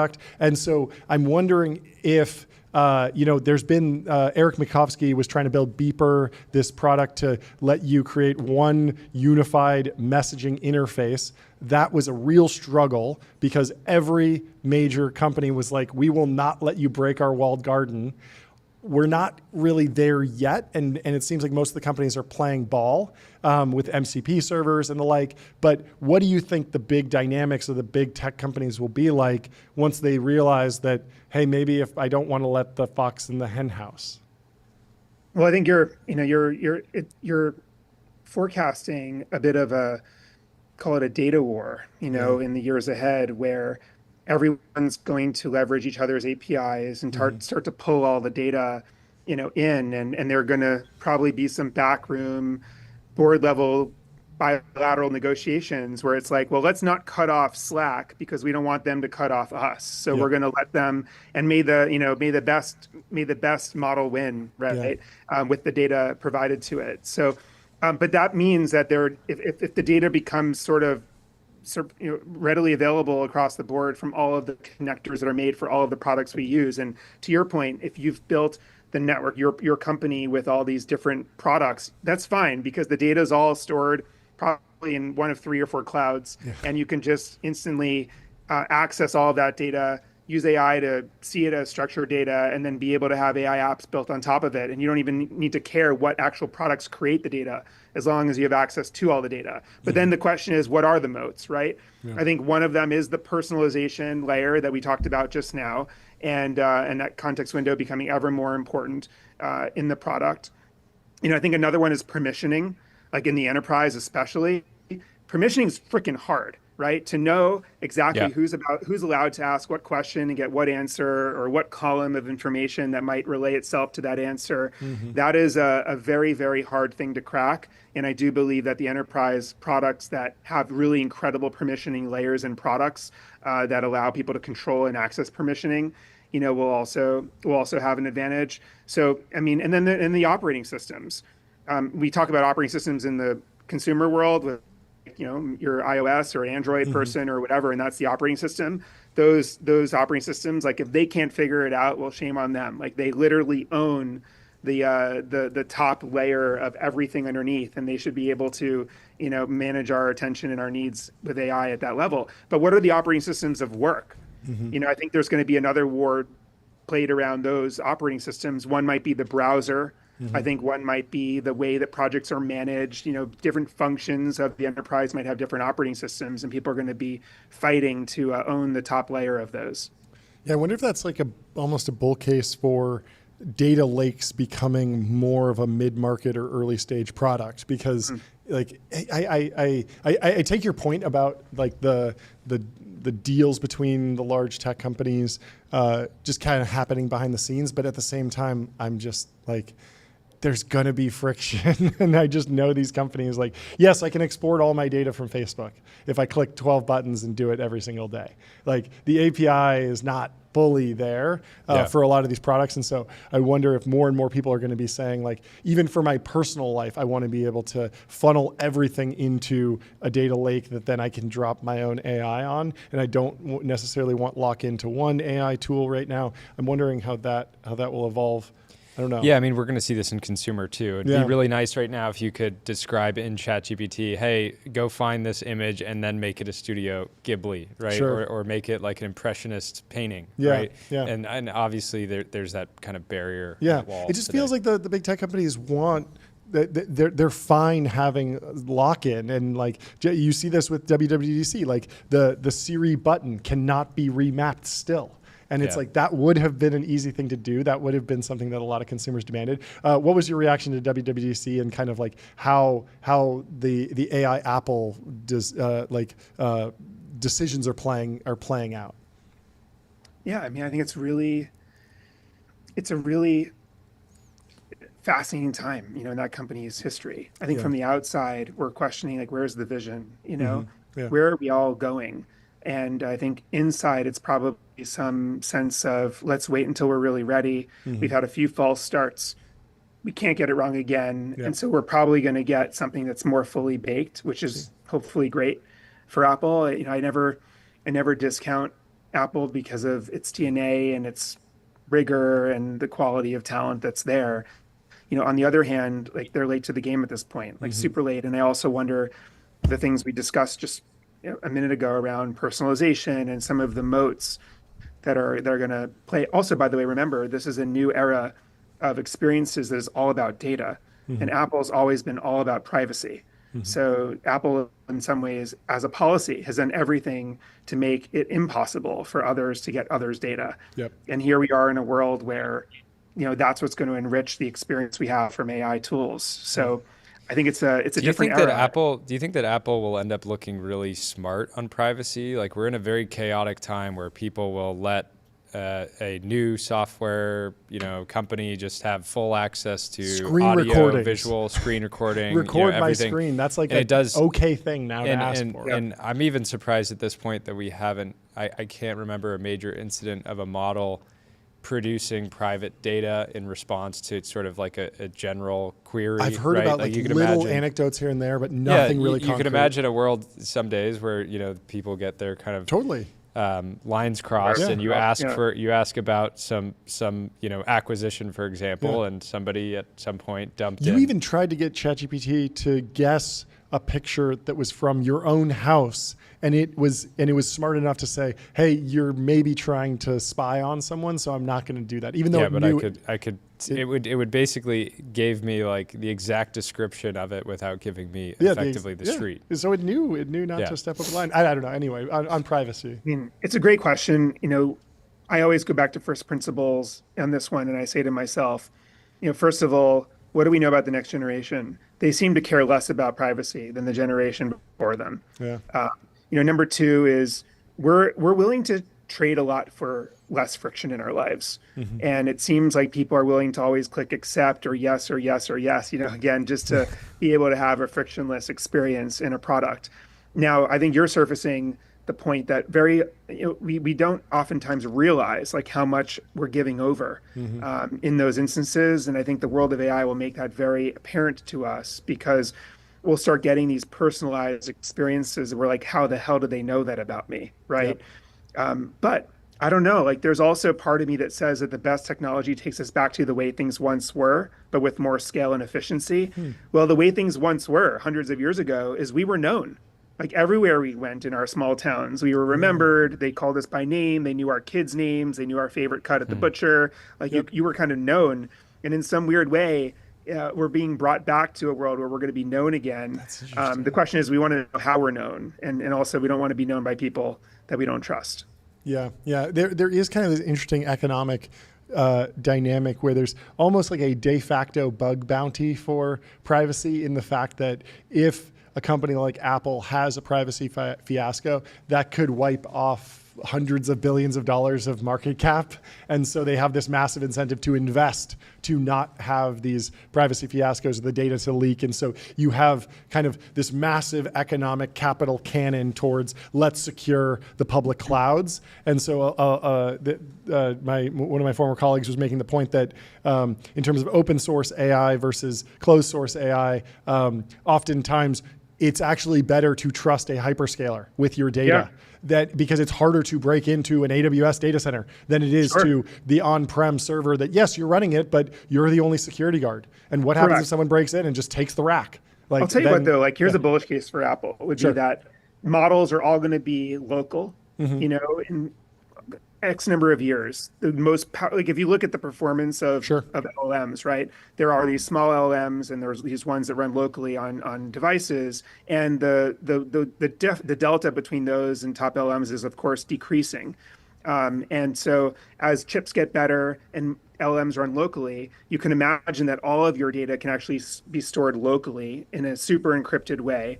All these local models can operate to answer all of the questions you have, can search the internet when is necessary. And maybe we all opt to this like super private AI world. Maybe for all we know, Apple's optimizing for that flag that they know the puck is going to, and they're going to launch who knows how many years from now, like 100% local AI experience that is world class with zero privacy considerations or risks rather. Yeah, that makes a ton of sense. Can you talk a little bit about knowledge arbitrage? Like these models, we've gone from massive databases of facts, and so there wasn't as much incentive to just be the person that memorizes all the facts because you can just Google it on your phone. Now we're in this age of even more significant knowledge retrieval, intelligence potentially too cheap to meter, if we can call it intelligence.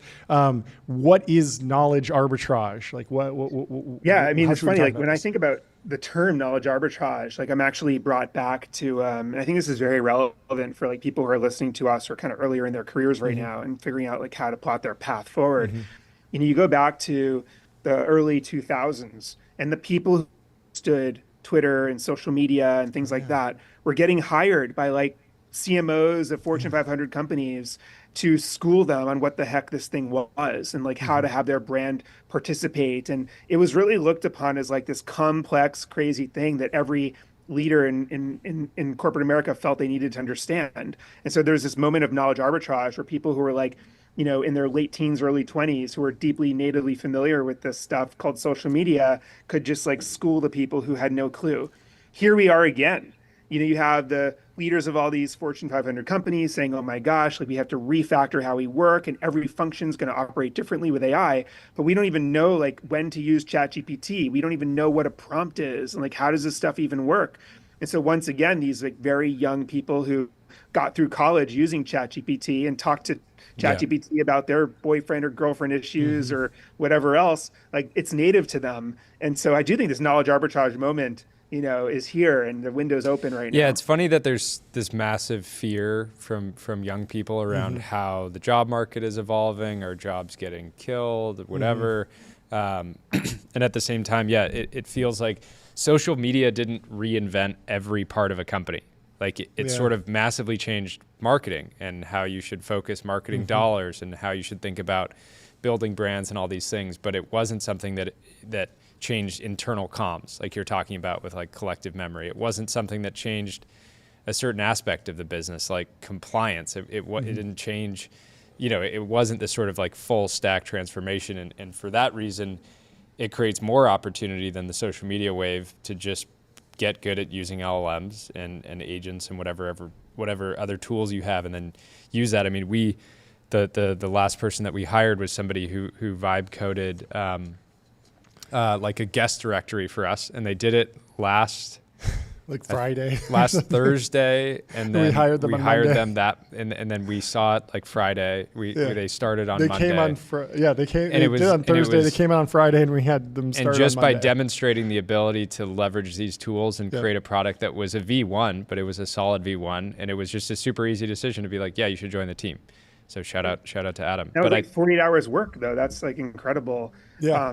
So, by the way, that's changing the way product is even done. Like I'm so used to a world where you concept, you do like a sort of, product scoping session, then you have the designers work in a product like Figma and make prototypes, and then engineers don't even see it until the prototypes are locked, and then it's like redlined, and engineering start to like, now it's a different world, right? Yep. It's like we need this to be done. You kind of vibe code it out. In parallel, a designer says, okay, let's how to finesse it. Here's how we can maybe change that, make that more accessible to more people. And then you just deploy and test and iterate. It's a whole different product stack to some degree. And that's why I always say the best talent these days is like a collapsed stack talent strategy where you hire people that have exposure to different parts of the stack, whether it's engineering and design or design and copy or product and design, because you're just trying to collapse the stack with the types of people you have so you can leverage these tools, efficiently. Can you talk a little bit about agency? It's an interesting concept because we don't have like an eval for it in terms of the LLMs. We're destroying all the benchmarks in math and IQ, but the models don't seem to have volition, and yet the trend is around agentic applications. We're trying to give them agency. It still seems like there's some sort of combination of uniquely human traits that seems to be increasingly valuable. How are you defining it right now? Well, I think that when you talk about sort of agentic workflows and the role, the role of agents in the future, and I think about it, every company, I'm calling companies these days in my mind cognicos, like cognition-driven businesses, where it's ultimately inference in the center, right? And there are the functions of a company, which were once accounting and legal and design and like all these different functions, are going to be AI tools that are running, AI agents basically that are running that function, or a collection of agents doing different aspects of the function, which then begs the question of what's the role of the humans. I think we are the orchestration designers and orchestration engineers. We're like orchestrating how these agents work and how they work together. And we're also developing and enforcing the rules by which they work. Because remember, these agents are told what to do and they're rewarded based on doing it. They have to be working within a subset of rules that need to be administered and enforced to some degree by humans. So I start there. And then I start to think, okay, so what are the functions of every organization going to look like? And then that dictates like what kinds of tools or agents are empowered to, quote unquote, take agency in those functions. But I also want to say that when you say agency, at first I think of like the human, the human getting We still agency. got it. We still got it. We gotta exercise our agency and our taste more than ever before these days. And the days of us kind of getting a prescribed job function and sticking to it, that is like the death bell of a career these days.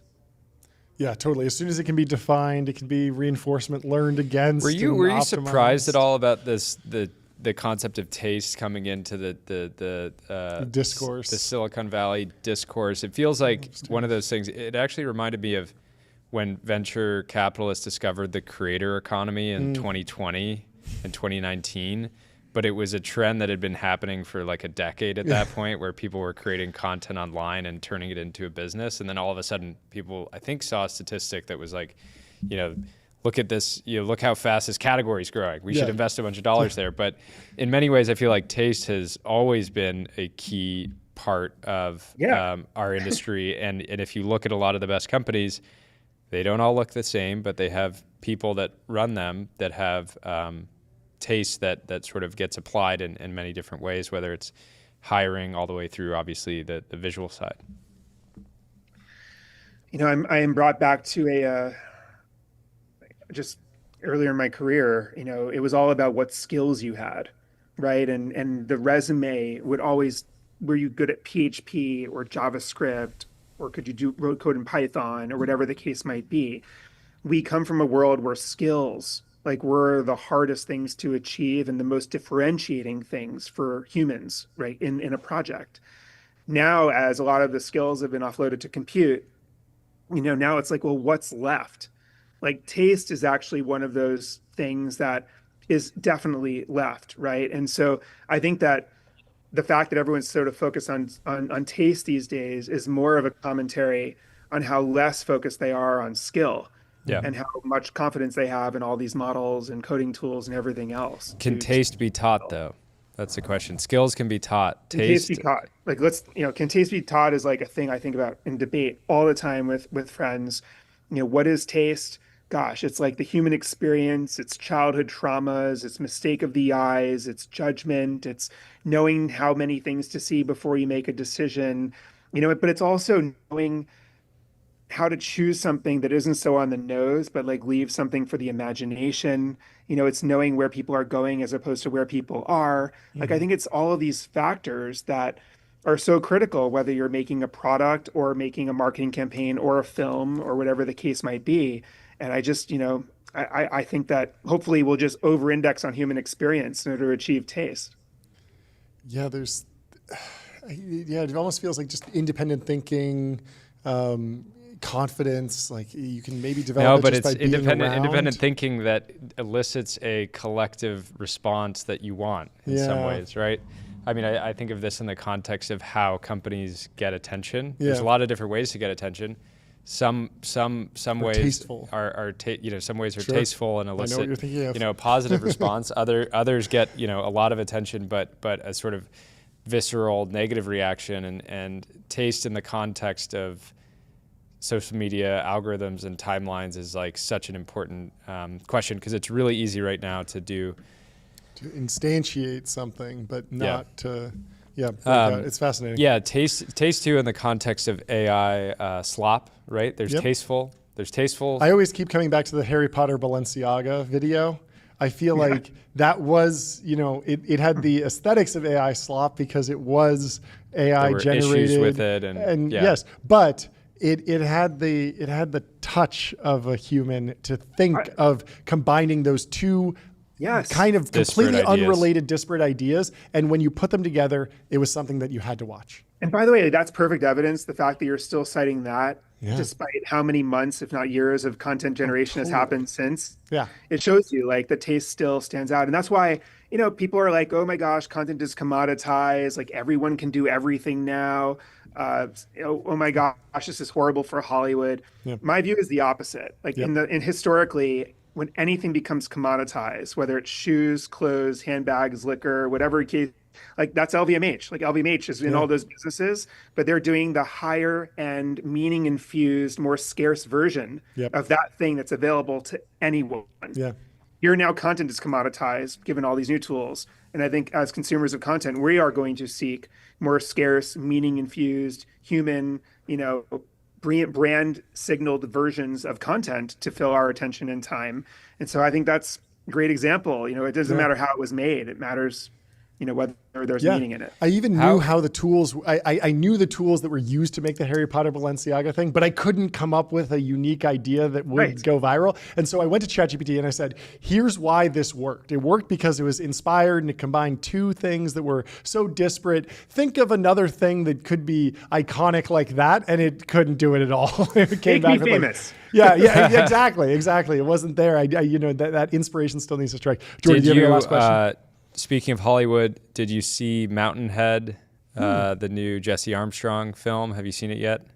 I haven't seen Mountainhead yet. No. Okay, you should. If you don't enjoy it, they're really cooked. But it's Jesse Armstrong from Succession, making this film. The high level concept is some. It's the all-in podcast. Yeah, you could say that. But the thing that I wanted to get to is basically the part of the overarching narrative is that deepfakes have gotten so good that they're causing global chaos because people don't know what's real, and then they're seeing video and sort of acting on that video.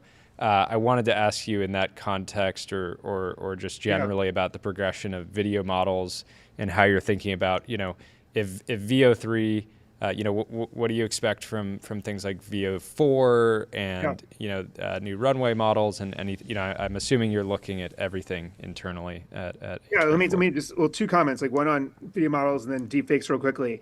On video models, I mean, this is like a consistent slap a hand game, right? Where, oh my God, this is the best model, and then VO2 comes out, and then Sora, and then Runway, and then VO3, and it just keeps piling up. This is great for anyone who makes stories because these models are becoming better and increasingly commoditized. However, it's would I want to be the model, that's competing in that increasingly commoditized and not as great, quality sort of vector? Probably not. So that's comment number 1. On the deepfake situation, it's interesting, like these new websites that are coming out where you have these, like anyone can make a deep fake with Trump saying whatever.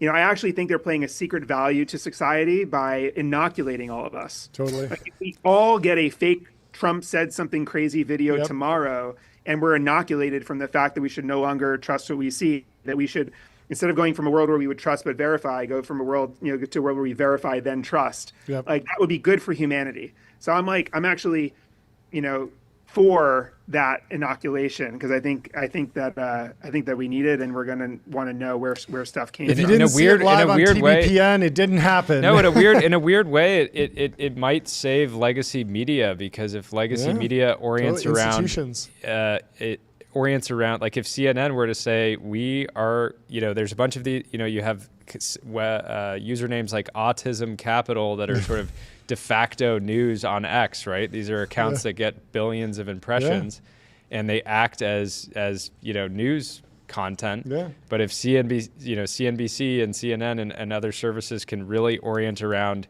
we did we were late to the punch on this, but we did the work to verify that it was real. It actually might save. Totally. And there's credentials now. There's metadata through things like content credentials that go into assets that are made on certain cameras and edited in certain software. And and whether it's TBPN or CNN or anyone else can surface that information in the reporting and say, we verify this is done by the so and so and was edited by so and so. And I think that adds to a layer of what people are going to need and want in the future. So make it happen. Thanks so much. Yeah. I wish we had 90 minutes. Yeah. This was super fun. Well, you have to come back guys. on soon. Awesome. Yeah, to be continued. Great. Have a great talking, rest Scott. of your day. We'll talk to Have you a soon, good one. Scott. Bye. Cheers. Really quickly, let me tell you about Bezel. Go to getbezel.com. Your Bezel concierge is available now to source you any watch on the planet. Seriously, any watch. And we have our next guest already in the studio, Roy from Bloomberg Beta, coming in to talk about his latest fundraise. How are you doing, Roy? Great to meet you. Fresh capital in the bank or committed or something like that. What? How much capital did you raise? Talk to us. Okay. How much? You hit it 75 times for 75 million. I'll take one customer sale over fresh capital in the bank. The old No. Capital formation is the highest calling of man. It is. Say 2 guys who do not intend to form their own capital unless That's right. That's right. But we're in the business of covering capital formation and celebrating it. But congratulations. What are you most excited about? Where are you planning to deploy this? What is how is the money burning a hole in your pocket? Yeah, so we 12 years ago started this firm to say we're going to do day zero investing in startups, and I'll just give the context because the answer is going to be the same thing. Startups that are future work oriented. Our bet at the time was our personal lives have changed a lot, our work lives have not. Maybe that'll change. Like people were still using Lotus Notes for email, and now on our 5th fund, we are doing basically exactly the same thing. The craft of day zero, work closely with the founder. And what's burning a hole in my pocket is continuing to do that, and I'm looking at our fund 1 companies and feeling like they're still midway through the journey. Replit, Flexport, Campus, We love these companies. Most of them have been on the show. Fantastic companies. Yeah, no, I've loved watching them. That's part of what I love about the show. What percentage of funds, venture funds, make it to Fund 5? That's an excellent question. It's got to be like 5%. Yeah, very low. But I always feel like that's sort of like those stats about what percentage of startups like raise their Series B. It's like if the starting denominator has a lot of meh in it. Like I think to me the more interesting question is who gets there you go. Who gets to there you go, hot off the press. I printed your post because it appears that you printed your post. I don't know if you can see this, but you We're going printed meta. It's a print of a print. LinkedIn, I think a LinkedIn post, and you marked it up. You said, today we're announcing our next fund, our fourth, and you just crossed it out and put fifth. And we respect printing out posts here, so I just wanted to. The idea was inspired by this thing I stole from Congress when the Republicans blocked a Democrat Supreme Court nominee, and then it went around the other way, and they literally just crossed out the names and put in like Schumer to McConnell. It's like, it is the same. So I think the more interesting question is who gets to a fund 5 or whatever fund size without trying to gradually expand AUM. Like it seems like so many of the VC firms out there, and we love working with them, are just in the AUM expansion business. Yep, the big AUM scare me personally. I looked it up here. According to ChatGPT, there's probably a 50% chance it's hallucinating, but it's estimating it less than 5% based on PitchBook and Cambridge Associates data. I mean, here you say you aspire to be the most transparent investors. What does transparency mean in the context of a venture fund? Yeah, do you tell the founder, look, we clocked you at about a 15% chance of success. It's a bet we're willing to take. We do try to tell them how exactly we're thinking about it. But here, go to our website right now, those 2 laptops you got in front of you, and then you'll tell me what.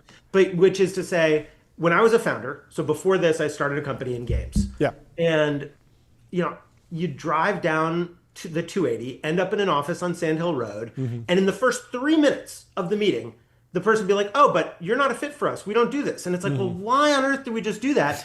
And we're an attacker. We're coming into an established industry. And we just asked, are there things the industry does that we can flip the bit and do the other way? And so the industry seemed very opaque at the time. It's a lot less true now. And we're just like, can we be as transparent as possible? Can we put in valuation? Can we put in diligence questions? You can actually get our long form actual deal documents from our website.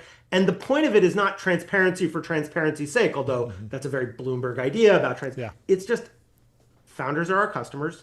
We want them to not waste time guessing what we do. And so if they can disqualify out by seeing we don't do that thing, great.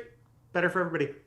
We're big fans of Bloomberg. Great. We read a lot of Bloomberg pieces on the show. What is the actual relationship between the fund? Do you have your terminal subscription yet? No, we got to get one. This is my go-to terminal every day, the Wall Street Journal. But we do have Bloomberg subscription, and we got to get a terminal. And we've had a bunch of Bloomberg folks on the show. You're like the 5th Bloomberg affiliated person. We got Joe Weisenthal, Tracy Alloway.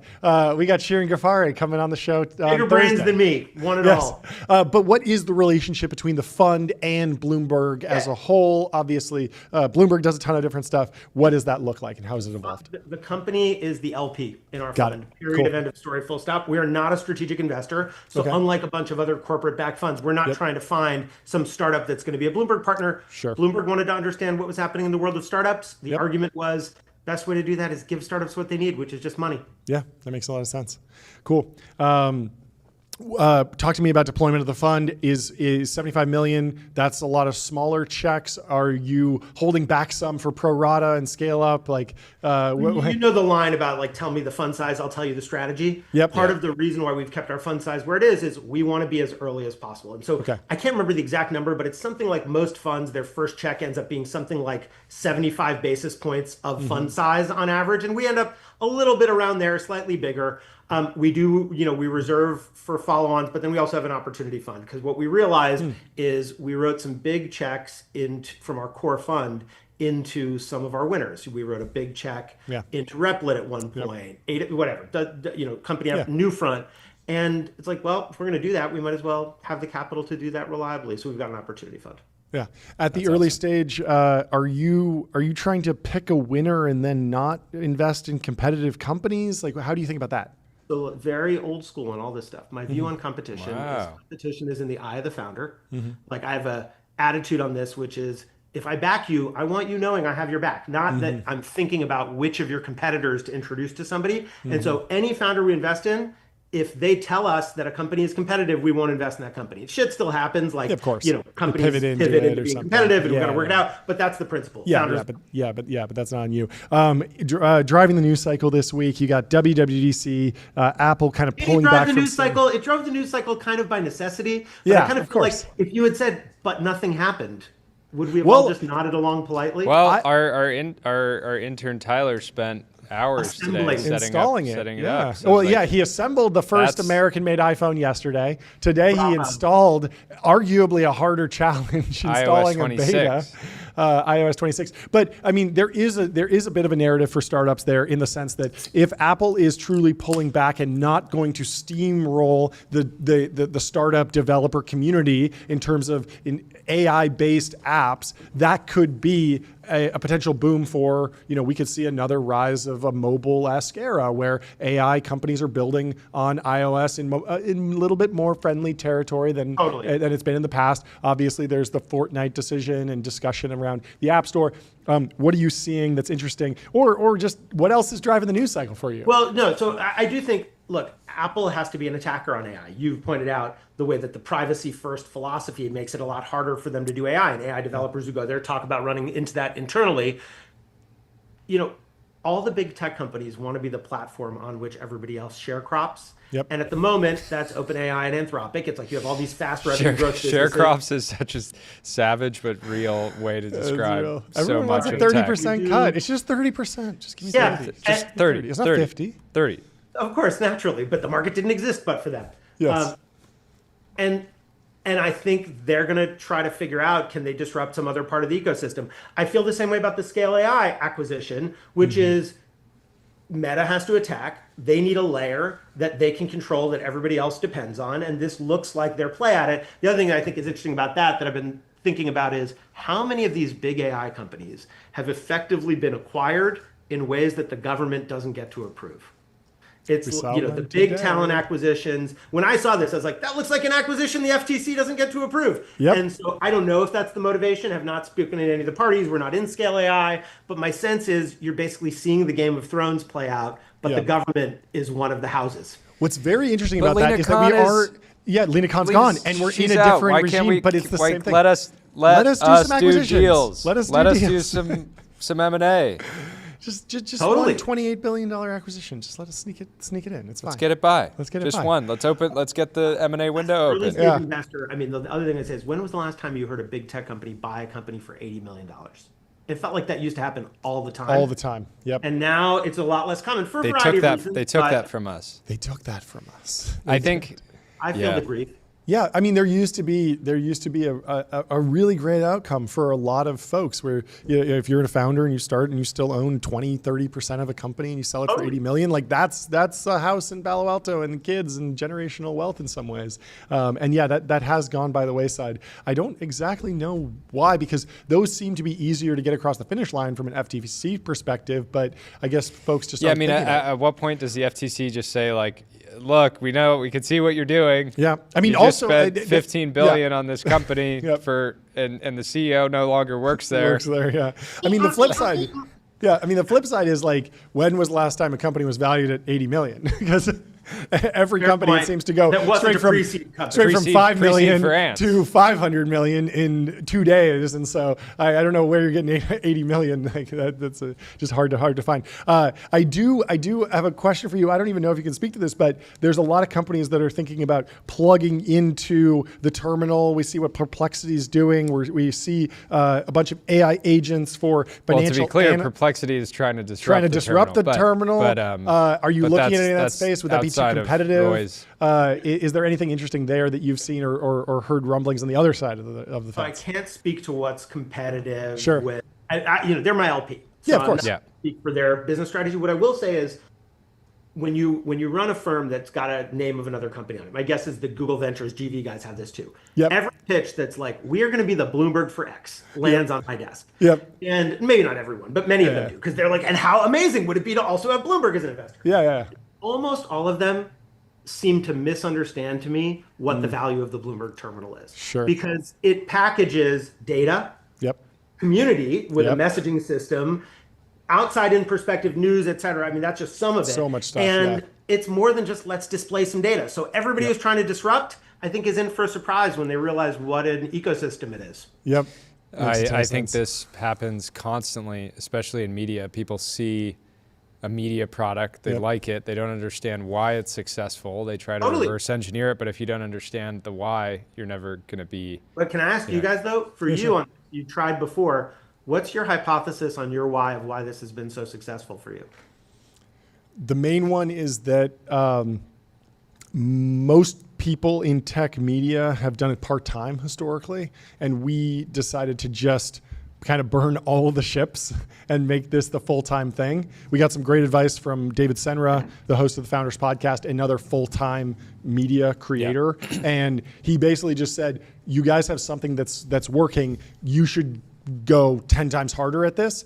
And what's interesting, and we also enjoyed it a lot. We loved liked it. Talking about business. Yeah, together, we loved it, which was kind of the foundation. But yeah, the idea that there's a lot of technology podcasts. There's a lot of business podcasts. If you actually drill down and you look at how many people are actually full time just making media, it's very, very small. It's pretty small. And the other thing is the nature of by taking something way more serious than anyone else, it can sort of morph and evolve in the way that the show has from us two and a printer. My viewers' look on this is it felt I'm obsessed with Hamilton for a variety of reasons. One of the reasons I'm obsessed with it is nobody would have said one of the great media properties of the last 10 or 20 years would be a musical. Yeah, and totally. so it defied the genre through intensity and seriousness, and you feel immersed in a world. And like before the show, they used to go out on the street and do some little ditty or something like that. Oops, my camera just froze. Okay, there we go. Good. And you guys have that same kind of immersion.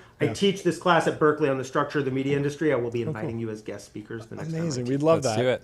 Not when you're live. You can I grew up in Berkeley. Yeah, you did. Look, and the other thing that you've realized is it's cheap to start a media company. So as long as you don't get too big for your britches and figure like a venture-backed company, your financial aspiration, maybe this is yours, is to create one of the most financially successful businesses in the history of capitalism, which is in VC, as much as an $80 million exit along the way can be magical for everybody involved. That's the hope. Is that you can produce something wildly valuable and make some money. Yeah, exactly. Yeah. This was super fantastic. fun. This is great. We'll have to have you back. Congratulations on the fifth Thanks, fun. guys. Appreciate what you're doing. Keep us all immersed in it. We will. Come back soon. Another gong 75 hit for times. you. Yeah, we'll hit it. We'll wait till Two after down, the show 73 for the more other to go. 73 hits. Done. I'll come in and bang on that. Have a good one. You're the man. We'll talk to you later. Bye. Cheers, Roy. Bye. Up next, we Super have fun. the founder of Metropolis, Alex Israel. He's in the studio, but really quickly, let me tell you about Wander. Find your happy place. Book a Wander with inspiring views, hotel-grade amenities, dreamy beds, top-tier cleaning, and 24/7 concierge service. It's a vacation home, but better. Welcome to the stream, Alex. How are you doing today? Good. How are you guys doing? We're doing great. We've been having an awesome show. What's it like to land on the CNBC list? You guys are on there, right? You guys are on there. Congrats. That's got to be your guys' biggest accomplishment ever. There's nothing. There's nothing. So There's nothing that tops that. No, So rude. no, I'm kidding. It's. Anytime I know the CEOs that land on these lists. They're like, they'll get back post to about. work, They'll post about it, but it's like you get back to work. Yeah, of course. Yeah, it's look, it's flattering. I just like being in the company of OpenAI and Yeah, it's Android. good. But yeah, you just got to get back to work. Yeah, the first CEO to be like, normally CEOs say job's not finished. In this case, job's finished. No, we're done. We're done. Yeah. Yeah, we're actually We're good. just done. We're done. This was the whole goal the whole time. The whole and now goal. we can retire. It's kind of like an exit, but better. Yeah, it's definitely better. I can pay my college. It doesn't pay the tuition for bills, this. but you can send more it to a important. family member and maybe they'll be impressed. Yeah, you'll get some text messages. Anyway, can you kick us off with an introduction on the structure of the company and what you guys are building, because it's super interesting, and I know we can go a bunch of different directions, but I'd love to get your kind of ground setting first. Yeah, of course. Traditional in a lot of ways startup story. Founded the company in 2017 and now are one of the fast growing payments companies in the United States. We talk about ourselves externally as an AI company for the real world, but it's all about how you leverage computer vision and artificial intelligence to create next generation payments and commerce everywhere you go, whether it's a retail environment, a car wash, or a gas station. How do you just walk in or walk out, or in this case, drive in and drive out? That is fascinating. Talk to me about the strategy of actual building the business and acquiring assets and actually getting, like, the go-to-market motion is different here, right? Yeah, it was very different. I mean, look, we started very, stereotypical. We raised the, large, but $20 million seed financing, $40 million Series A. We hit the market. $20 million seed in 2017. That's bigger than a mango seed, which started to become popular a bit later. I don't know, is that a watermelon seed round? What was the catalyst there? You had a bunch of experience in the space, and so people had a lot of confidence in you, or why did you need 20 million at the time? Yeah, it's a good question. I don't know, I guess serial tech entrepreneur. I don't know. My last Series A in my last company was 3.5 million, and you know, I thought I was rich, Yeah. and then $20 million seed financing. But look, we knew we were tackling, the first vertical that we entered was mobility, and we wanted to go after the parking industry, and we wanted to deploy technology in the parking industry. And we knew that there were a number of companies, whether it was Standard Cognition or Amazon Go, that were leveraging computer vision to create these next generation experiences. And we knew it would take a lot of capital. And we knew it would take a while to penetrate the market. So we wanted to make sure that we had the capital in place to really go after the market. Talk about your position in parking today. It sounds like you're thinking about other categories already. At what point did you decide that you could be thinking about other applications of the tech and infrastructure? Yeah, it's a good question. I'd say, so after our Series A, I would say we hit product market fit and unit economic fit really quickly. I'd say the problem was we hit a wall with our go-to-market. And that was, at the time we were scaling our technology to a number of the largest asset owners across the United States. And we'd effectively knock on their door, ask to take the keys for the parking experience to their $200 million development. And they were like, cute startup, come back in 50 years. So we realized we needed a different go-to-market motion. So we shifted strategies and we invented what we qualified internally as a GBO, which was this idea of a growth buyout. Could we raise venture capital dollars and could we acquire old world businesses? So we started rolling up old world parking operators that are, the cost plus staffing agencies that were EBITDA positive that run parking across the United States. And we kept rolling them up to a point where now we're the largest parking operator in the United States. It's amazing. What is the structure of the parking market generally? I feel like I live in Pasadena. When I drive around, some of them are city owned, some of them validated, some of them don't. It feels very fragmented. I couldn't name one unified brand, but is the structure of the parking owner market as fragmented as I perceive it to be? Yeah, completely. It's as fragmented as the real estate owner market, right? People that own real estate own parking. And there are, hundreds of thousands of real estate owners from a Class A perspective, all the way through an airport across the United States. And we deploy our technology to facilitate that type of seamless experience where a consumer can just drive in, get a text message when they arrive, and get charged when they leave. Yeah, is that historically just because there's no economy of scale like there is in real estate? Or is that just because the asset class is so big that you can't possibly own it all? It's just so sexy. Everyone drives like urban and they're like parking. Yes. It's like the last bastion of non-institutionalized real estate in the United States. Yeah, you're right. And it's everywhere. It's 15% of the surface area of our cities. Yeah. And for us, it was the first touch point. Yeah. And to your comment earlier, we realized that if we could roll out parking and we could deploy a seamless payment product across parking, then we can move into gas stations and car wash and quick serve retail. And then we can move past the car and into the store. Yeah, can you talk about the kind of longer term vision for city parking? I feel like there's with autonomous cars, people are excited about maybe reclaiming some green space. Whenever I see a big city and there's just like one flat parking lot, I'm like, that would be way more efficient if it was like 3 stories of underground parking and then a massive building on top with some mixed retail and some and on the autonomous cars, people like to say, oh, when we have autonomous cars, we'll need less parking in cities. And I can see that in some way, but at the same time, I'm not excited to spend every day in Waymos, effectively taxis. I am excited to have my own autonomous car, and the idea that I would drive into the city and then my car would just be driving around all day. Like, it's got to go somewhere while I'm podcasting, right? Like, it can't, so it's going to be parked somewhere. And so I think this sense that autonomous driving is going to eliminate the need for parking is or certain, some of the parking in cities is maybe off base. No, look, I think it's an interesting question. When we founded the company, we spent a lot of time thinking about the future of autonomous vehicles. And to your point, like, cars are not going to circle the block endlessly looking for their next job. They're going to get off the road and back onto the road as quickly as possible. And that's the conversion of parking from parking lot to mobility hub, where you can facilitate the cleaning, servicing, charging, and deploying of vehicles.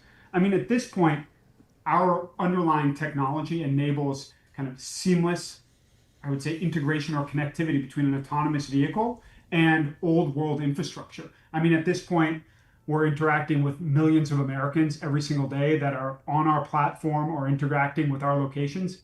And I think at this point, we're onboarding 50,000 Americans every single day that are signing up for the first time with Metropolis. Yeah, yeah. The idea, you're not gonna Waymo's not gonna have like a humanoid robot in it that presses the parking ticket, button when it's coming in, and then is like feeding the ticket back in. It obviously would just happen. If Metropolis can be that hub for autonomous vehicles, that it makes a ton of sense. Yeah.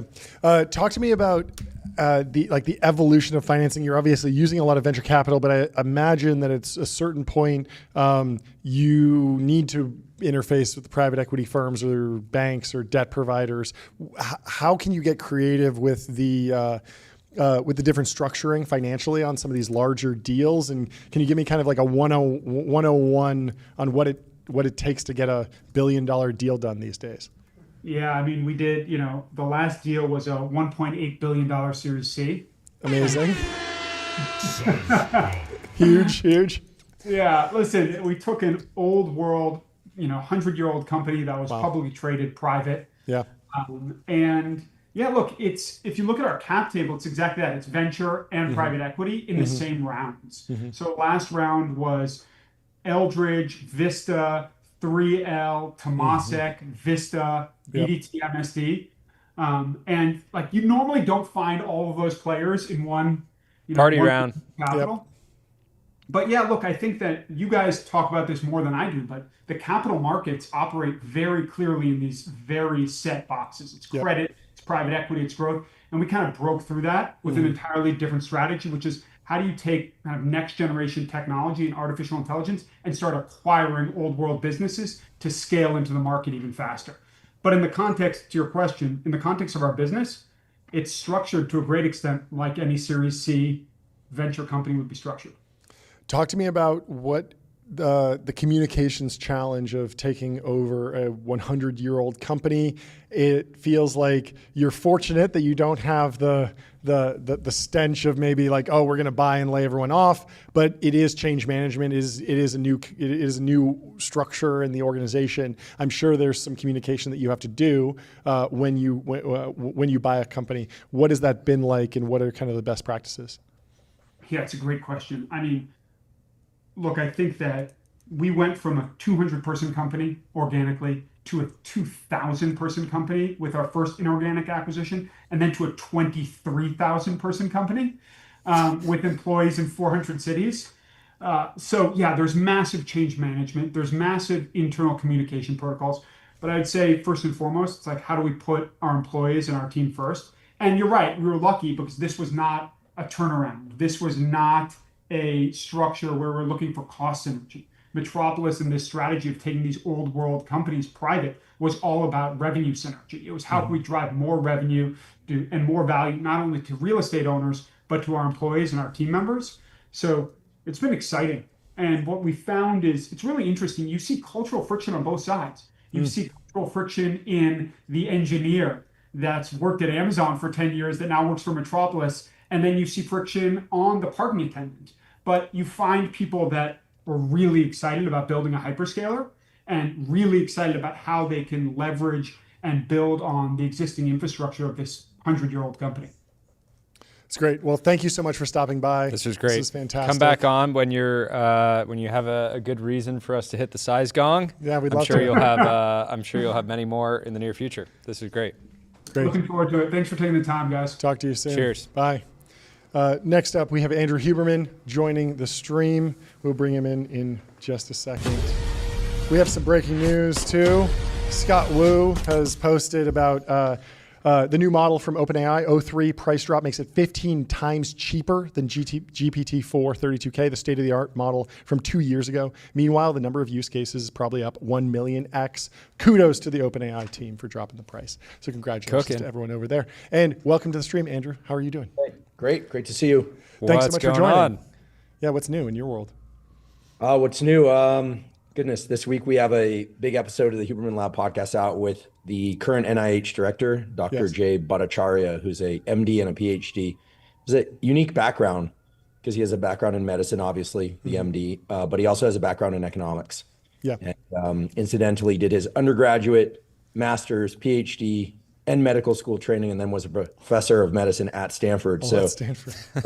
He's Stanford the whole way. And as NIH director, right, he holds a ton of power over what happens for the future of basic and clinical research. And he looks at all of that through the lens of an economist, but mostly through the lens of a public health official. So it's a very unique perspective. And folks on X will recognize Jay. Vocal. I don't want to speak for him and label. We have to be careful with labels, but totally anti-lockdown. I don't know. Not a huge fan of the lockdowns for most people, right? He does say that there are certain populations that he felt should have been kept indoors, but other folks probably, in his view, should have had more actions. Well, it's a long episode. I wanted to basically get a preview of it. You guys focus on a couple things. One, how to fix the issues with science, and two, the importance of funding research, both basic research and then applied research. So why don't we kind of cover a couple of those different areas? My big question was like the narrative right now is that research funding is being cut like immensely, and I was wondering if you got a feel for how severe the cuts are. Is the narrative overblown? What is the balance of cuts between applied and basic research? And then we can kind of go into some of the implications of that. Sure. Okay. So there is an upcoming vote in Congress in September, I believe, and it's on the table to cut the overall budget for research for NIH by 40%, 40. That's huge. Which is huge. That's huge. I want the budget for research at NIH, there are multiple dimensions to NIH, and I don't want to get lost in the weeds of it. It's NIH is something I'm very familiar with. I was on grants panels for over a decade. My lab was funded by NIH. We could go really deep into the weeds, but let's just keep it pretty simple. NIH funds basic research, which is research that it's not specifically geared toward understanding or trying to solve a particular cure or treatment for a disease. So think everything we understand about cell biology, not everything, but much of what we understand about cell biology was because of NIH funded research into the functioning of the cell over the course of 50 or more years. And that led to important implications for treatments and cures for cancer. We don't have a quote unquote cure for all cancers, but many cancers now can be cured. And to be clear, these are non-commercial. This is like non-commercial research. So things that we cover a lot of, right? Yeah, we cover a lot of. Cannot be patented. So basic research is, a laboratory wants to understand how cells work, how neurons work, how the immune system functions, gut-brain axis, studies on, how stress impacts health, sleep, et cetera. Then the applied work is also funded by NIH. So clinical trials are funded by NIH. This is an enormous portion of the overall budget. The exact division between basic and clinical trial funding is hard to demarcate. But let's just, for sake of this conversation, just agree, because it's true that most of the basic research and clinical trials that are run in the United States are funded by the NIH. The NSF is a separate entity, right? But NIH, its specific goal is to improve the health and longevity of American citizens, and by extension, the rest of the world, right? Because it is fair to say that while there are excellent, research funding bodies in the UK and Germany and Switzerland and all over Asia and around the world, that the NIH, when people say it's the crown jewel, it's the one that's devoted the most billions of dollars to basic and applied research. And it's no coincidence that the majority of Nobel Prizes in physiology and medicine and chemistry and related fields have come from work that was either initially seeded by or certainly supported by the NIH. So you can't overstate the importance of NIH funding basic and applied research. That overall budget is facing a 40% cut in September. Now, I'm hearing two things out there, right? I wear many hats. One is my lab ran on NIH money. It no longer depends on NIH money. I'm a podcaster, so I have the ear of folks who are like, this is really scary, right? It gets very political because the current administration seems to be taking a more, they're going to revise the way that NIH is structured, potentially 20 plus institutes down to 8. So all of it looks at like downsizing. There are a lot of people who are terrified about this, okay? There's another camp that I hear from a lot, and I can't even say particularly on X. And I want to be very clear: this camp doesn't always lean right. It's pretty even across the board. That are saying, wait a second, why are we giving so much money to these universities to do research from our tax dollars? And I know this will upset people who are very science-minded, as I am, who care about science, but they're saying, why are we doing this, right? Some of these universities, not all, but some of them, Stanford, Harvard, Yale, Princeton, UT Austin, et cetera, the private universities often, although some public ones too, have very large endowments. And they're thinking, why are we funding so much of this work? Maybe these tax dollars should go elsewhere. There's another key issue, and this came up during the discussion with Dr. Bhattacharya, which is there are many, many people, okay, who voiced to me that they don't want to give their tax dollars to basic or applied research at all. Okay, this is a large and growing crowd because they feel that there needs to be, for lack of a better way to put it, some truth and reconciliation, right? They want two things acknowledged. And I've actually heard this from many of the, let's just say, the highly recognizable names in the world of Silicon Valley super tech or founders and funders and investors, et cetera. And those two things are the following. One, they want the NIH to acknowledge, or CDC and or others in government to acknowledge that there were, in their mind, failures during the pandemic, in particular, lockdowns that impacted the non-laptop class, okay? We're talking about janitors, staff, teachers, kids, et cetera, that basically had to halt their work and their income. They're pissed off about this, right? That no one's kind of acknowledged this. The other thing that they're very angry about is the lack of acknowledgement from the scientific community that the science community makes errors. Sometimes errors that, for instance, in the field of Alzheimer's research, I want to point out, not all the work in the field of Alzheimer's is bad. Much of it is very solid or excellent, but they are frustrated by some recent unveiling of the fact that there were findings that later were found to be fraudulent, basically, and that it was never checked up on.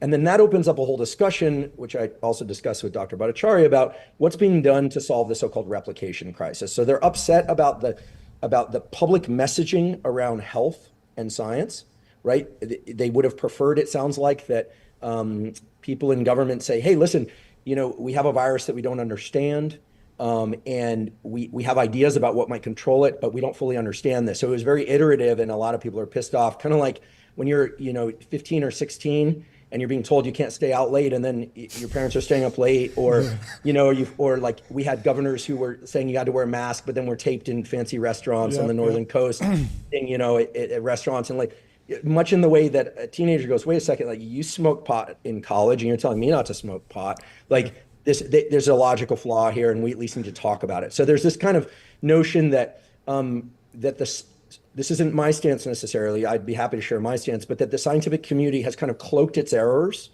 And so there are a lot of people in the general public, they're like, don't give these universities a dime, let them dip into their endowments. And the last thing I want to say about that is not every university has large endowments. Most public universities do not have large endowments.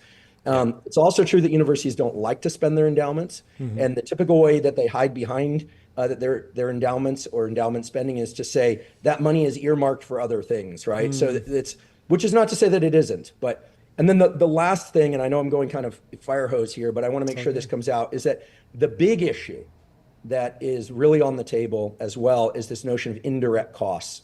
You guys are finance guys. So basically a laboratory might get a grant of $1 million across 4 years, so $250 a year for 4 years. And the university then gets what are called indirect costs. They get, let's say, $500K typically. It's anywhere from $300K on the million to up to $750K on the million. There are a few cases of even more than that. The so-called indirect funds that take care of administrative costs and the basic costs of doing research. And earlier this year, the Trump administration said, we're cutting that to 15% across the board for all universities. And that was very prominent on X because Elon retweeted it and a number of other people retweeted it.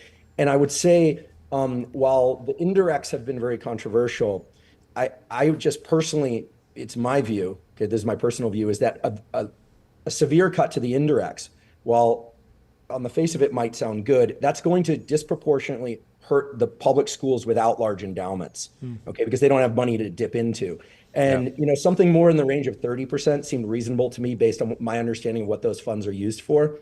But historically, there have been some challenges with indirects. There were universities, I won't mention which, caught for spending some indirects on things that were unrelated to the science, perhaps keeping the lights on in the English department. That's typically not the case now. It's for disposal of radioactive waste. It's for, janitors. It's for painting the walls of the building, but it's not for making, a lavish lifestyle for the administrators, right? If administrators have a lavish lifestyle, it's presumably through some other mechanism, not IDC. Yeah, there was some example, I don't know if it was UCSF or some school where they had like a multi-$100 million administrative budget, and I think people really wanted to push on that. But I think your concern is like, obviously there's like this massive trust issue between the public and new parts of the administration and science.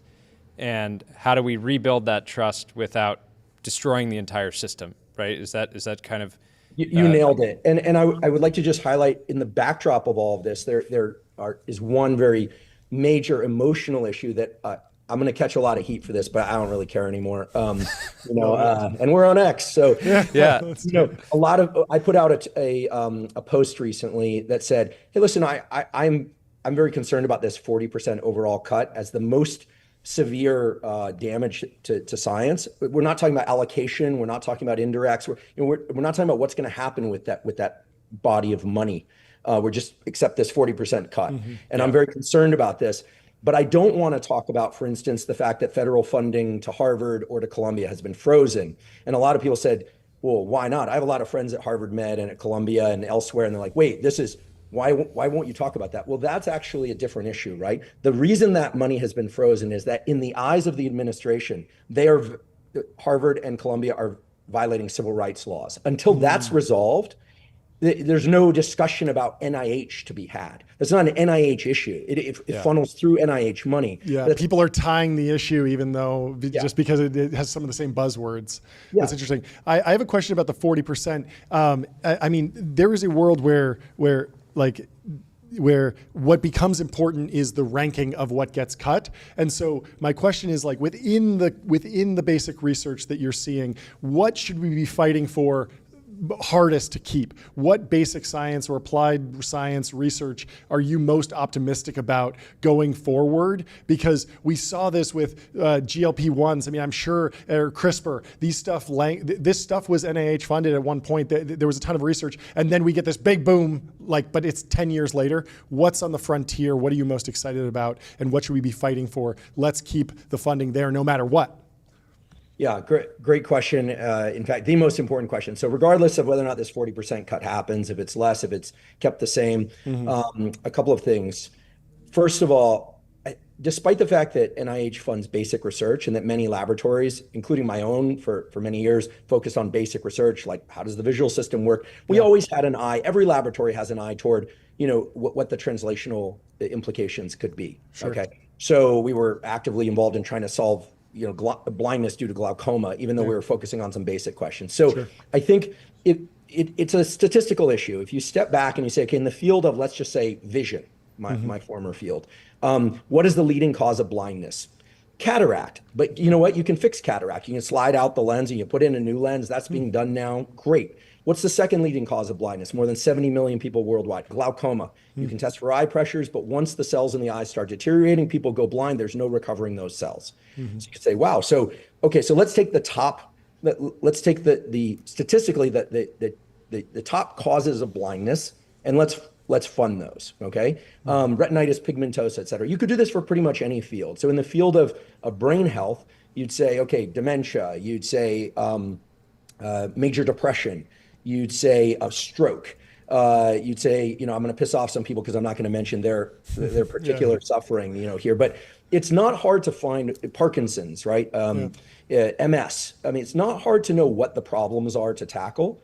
The problem is deciding what the targets are. Sure. And as you mentioned, like with CRISPR, I mean, in many ways, it was a fortuitous thing, right? Doudna Lab was working on bacteria. I mean, it's very hard to predict what basic research is going to lead into these different areas. But we know what the critical areas are. So I'm not trying to dodge your question. I do want to say that the emphasis from MAHA on chronic disease and chronic health issues, I think has concerned some of the people in the scientific community because, listen, I, as a podcaster that covers science and health, will be the first to say that if you're not sleeping well, your mental health and physical health is not going to be good. You can miss a few nights sleep, but if you're chronically sleep deprived, you're sicker than you normally would be. If your gut health isn't proper, if you're not getting exercise, if you're not getting sunlight, if you're not doing these things, of course, right? But I think that people who are in the kind of hardcore mechanistic science community are like, great, we're all going to strive to do those things, and we should, but not at the exclusion of figuring out signaling pathways that are vital for like the GLP-1s are a beautiful example, right? This peptide acts at the level of the brain and the gut to make people feel more full. It also, by the way, shut down the debate as to why people are fat. It's because they eat too much, right? They eat more than they burn. Remember people used to argue about it? Like, totally. No, GLP-1s silenced that. It's like, That's really true.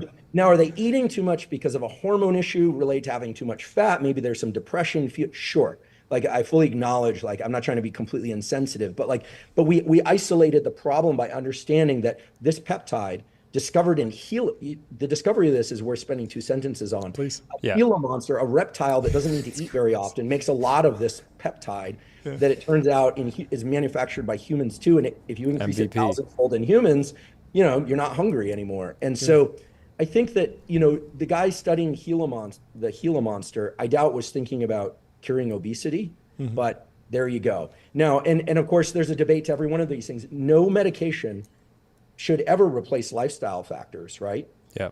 There are many, I think we sometimes fail as healthy, fit people. We fail to understand that lifestyle factors are very hard for people to implement, even if they have copious amounts of disposable income and some free time. It's just tough. It's just tough. It's hard to do. And so I think that the emphasis on nutrition and exercise is wonderful. I don't think anyone on either side of the political debate would argue that MAHA in principle, Make America Healthy Again, isn't a great thing.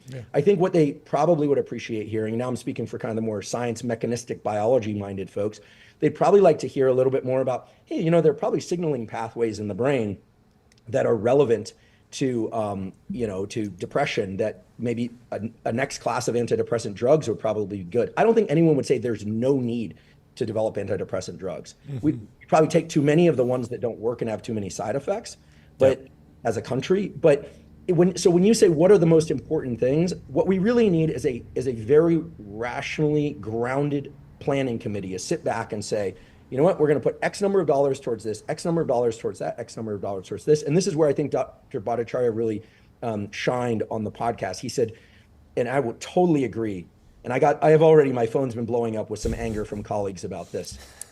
Much of the work that's funded by NIH, here's the dirty secret, is already completed because they tend to fund things that are very certain to be completed. And so people put forward grants based on work and preliminary data showing I can do this and it's already kind of worked out, then they use the money for the next iteration. This is the dirty secret of every NIH funded lab. And it tends to favor a kind of more pedestrian science. Then they use foundation money and they use other sources to kind of do the high risk stuff.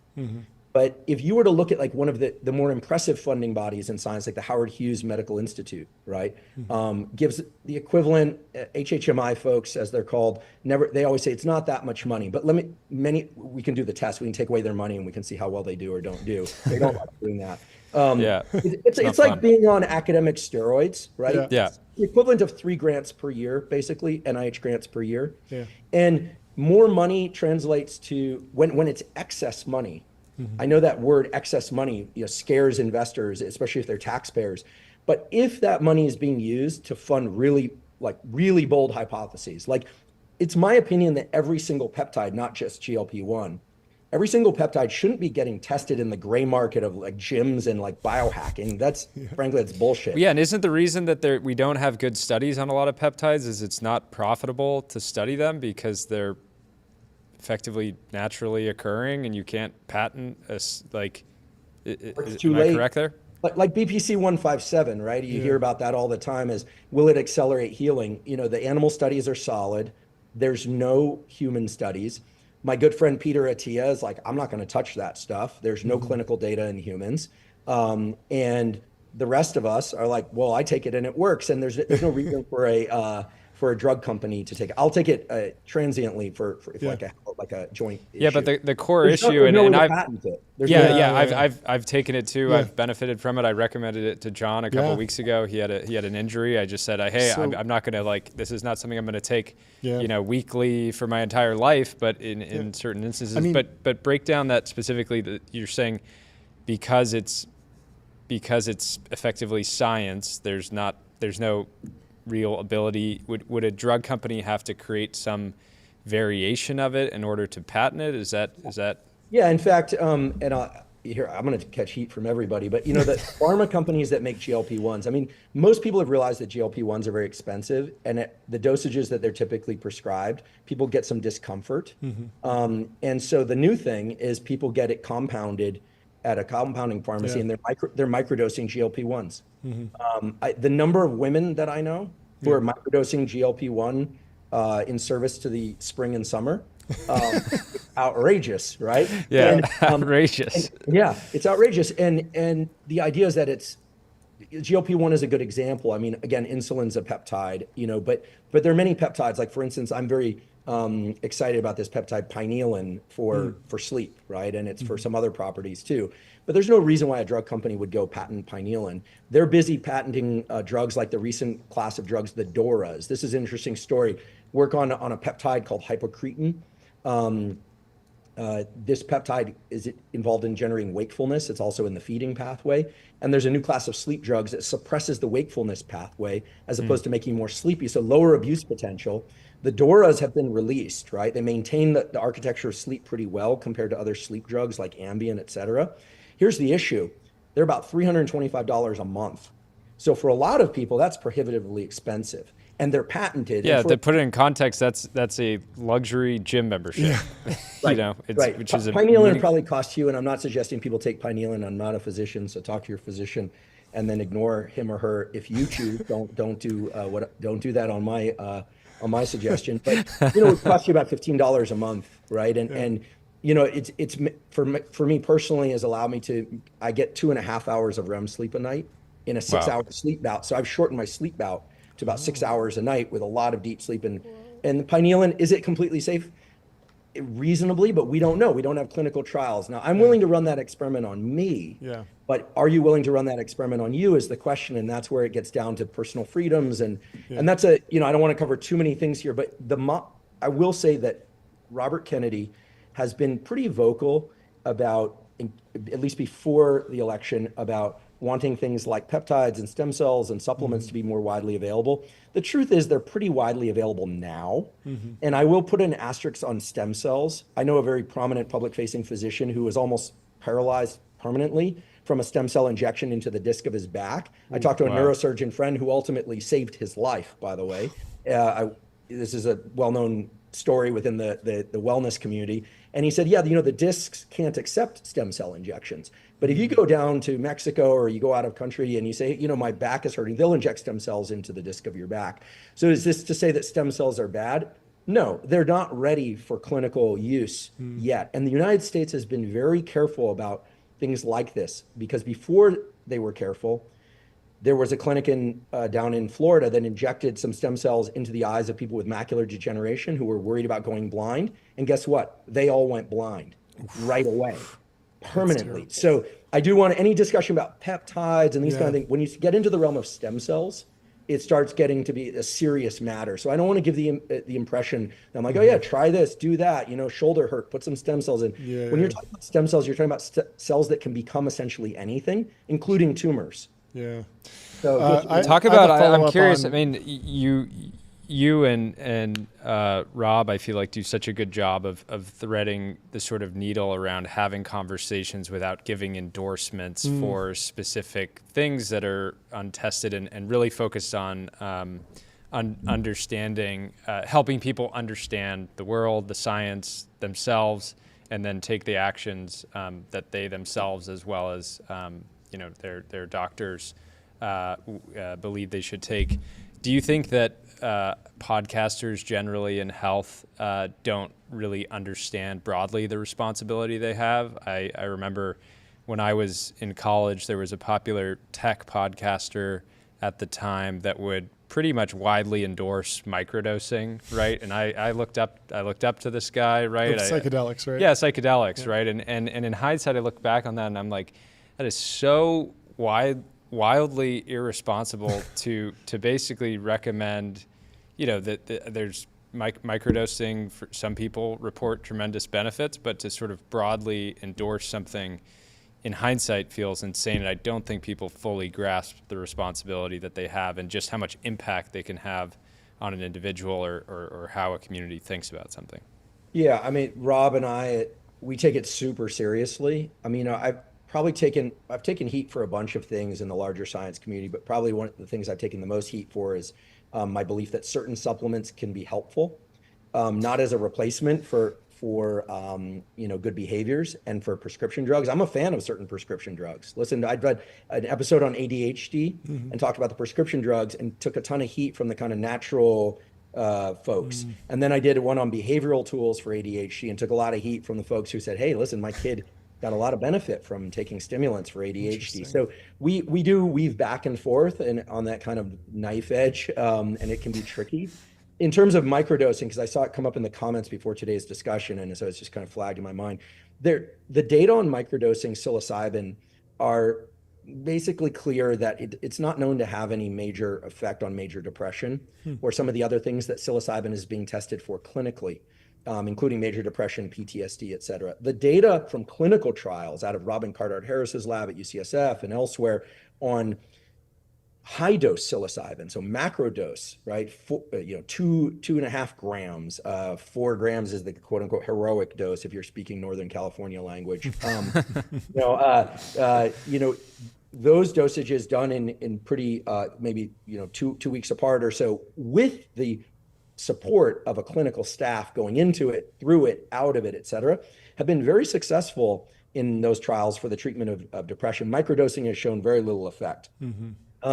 MDMA was put up to the FDA last year as a potential treatment for PTSD. It has not been approved. It did not pass approval. Unfortunately, as a component of those trials, there were some sexual improprieties in one of the clinical conditions that, all it takes is one bad incident, right? And then it was but it cued people to this larger theme. How are you going to protect patients who are really, they're not incapacitated, but they're not in a position to really advocate for themselves, that you need probably multiple clinicians in the room and checks and balances. So I think ultimately it will be approved. The remission rates on PTSD, by the way, from properly dosed and spaced MDMA is remarkable, up to somewhere between 60 and 70% remission rates on PTSD. Wow. And the new thing that people are very excited about is Ibogaine or Iboga, 22-hour psychedelic journey. This has been tested largely from Nolan Williams' lab at Stanford. Seems to, in 1 or 2 sessions, it has led to a significant number of veterans essentially ceasing their alcohol use disorder, what is typically called alcoholism and opioid use disorder. But you need to be heart rate monitored while you do this. The point here is that any discussion that we have on the podcast is, as you can tell, like I'm not known for being very succinct. It's for a reason, right? You have to flesh out the conversation around these things. You can't just say psilocybin is good, MDMA, yeah, like works, great, remission.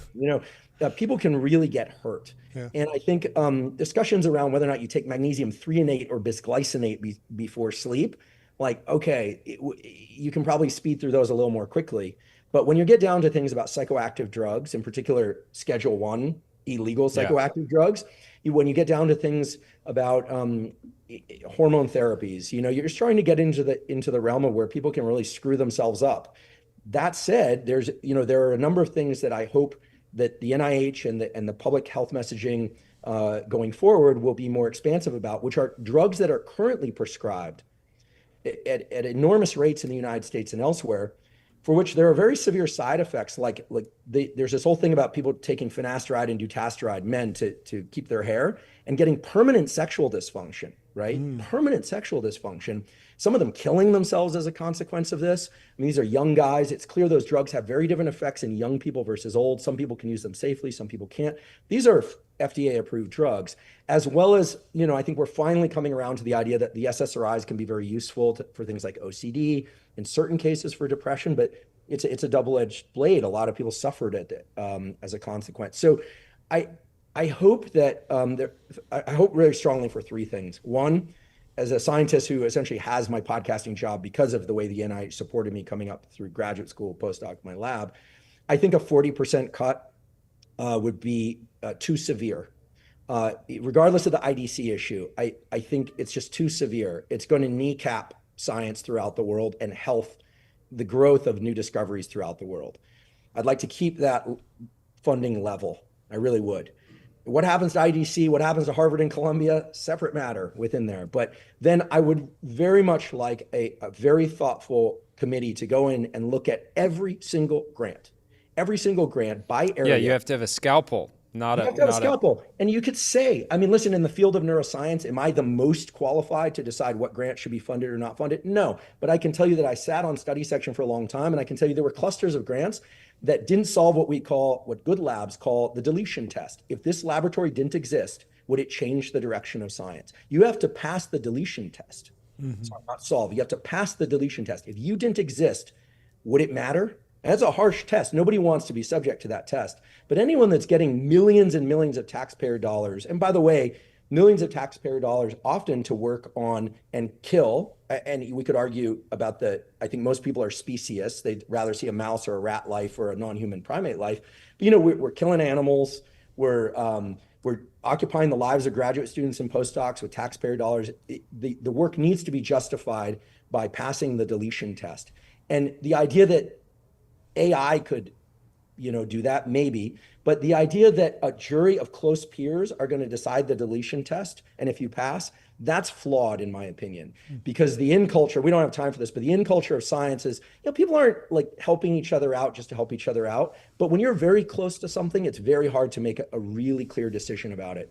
And when you're too far from it, you're not qualified to. So we need people that are in the middle who can really go in and say, okay, in the field of let's say visual repair and neuroscience, give me a scalpel. I hate to do it, but also, some are going to pass.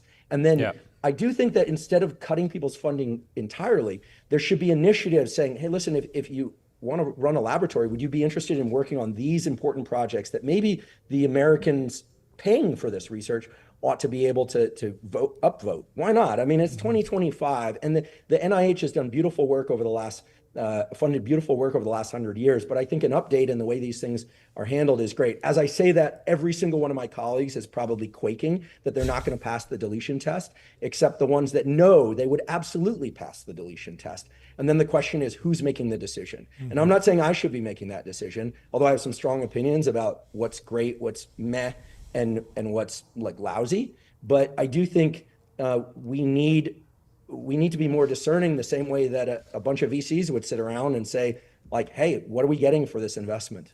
Well, yeah, I think the question they ask is, if we don't make this investment, is the world going to be, worse off? Like, does this company, I think it's not quite the same test, but I think it's important for investors to run that process and understand, are we really funding the future that we want, or is this kind of a rounding error and the dollars would be better elsewhere? Can you give us a white pill? Like, are there any other organizations that can come in and help?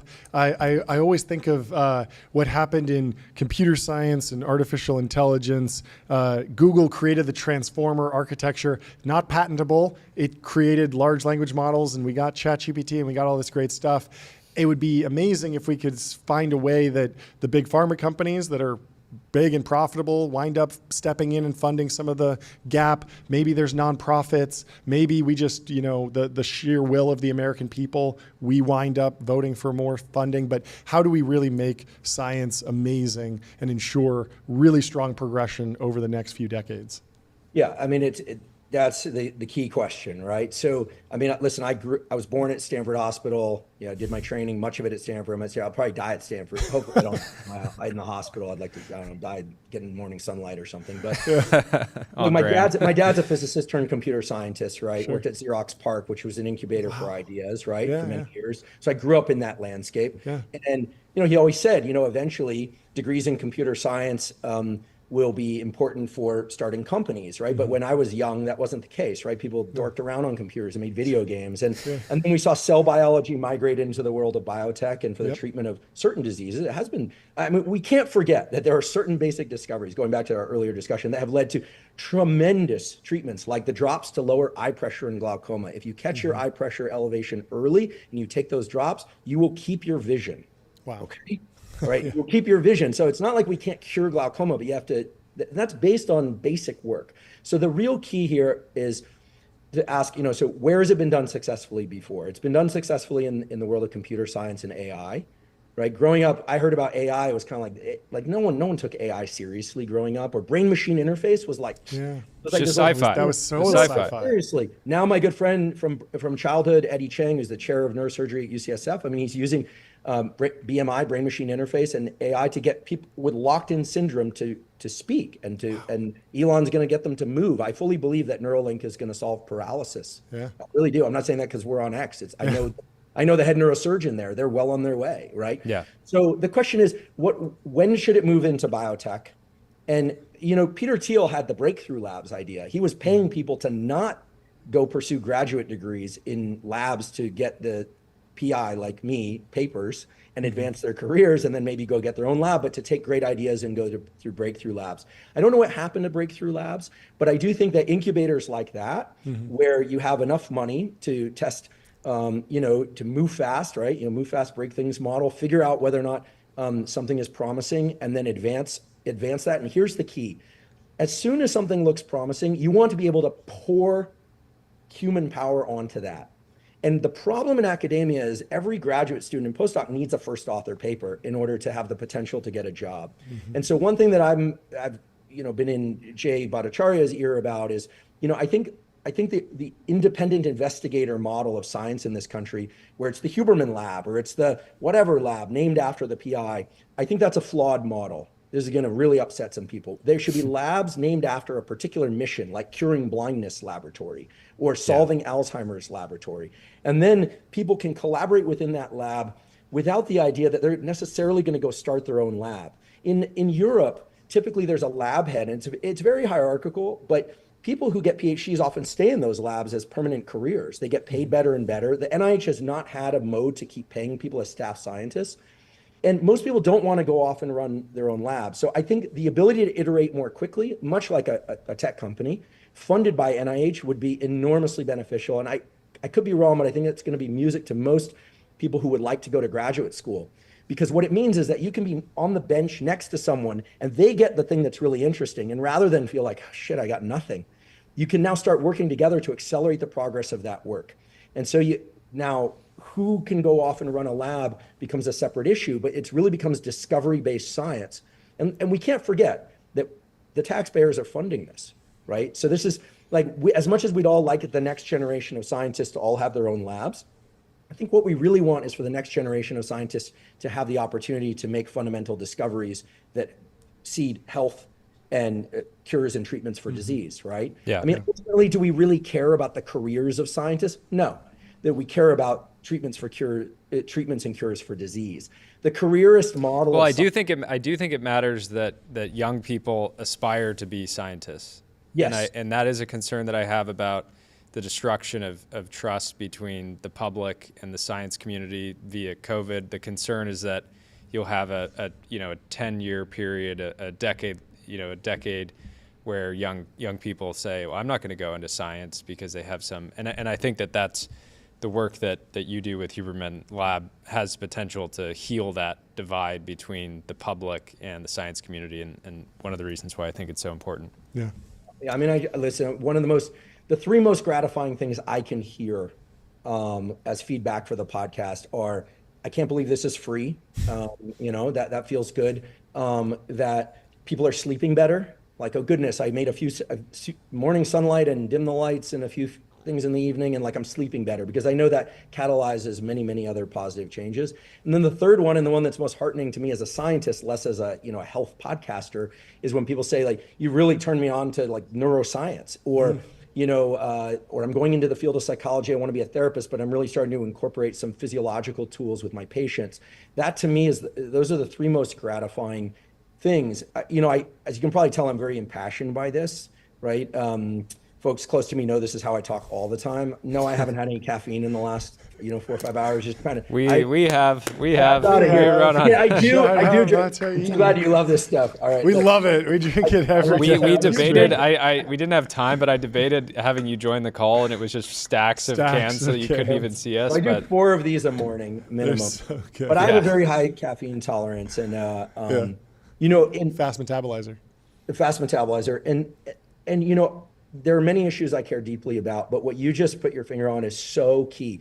If this 40%, I know people are like, don't give them this money. They fucked up during the pandemic, excuse my language, or they lied. Listen, these kids that would potentially become scientists, we can harness their energy. They didn't lie. They didn't do anything wrong. And if we train them properly and we put them into an environment where the spirit of that environment is just discovery based, maybe a little less careerist, a little more discovery based, and we really fund the most important work, we can really transform the treatment and cures for all these diseases that everyone is so concerned about.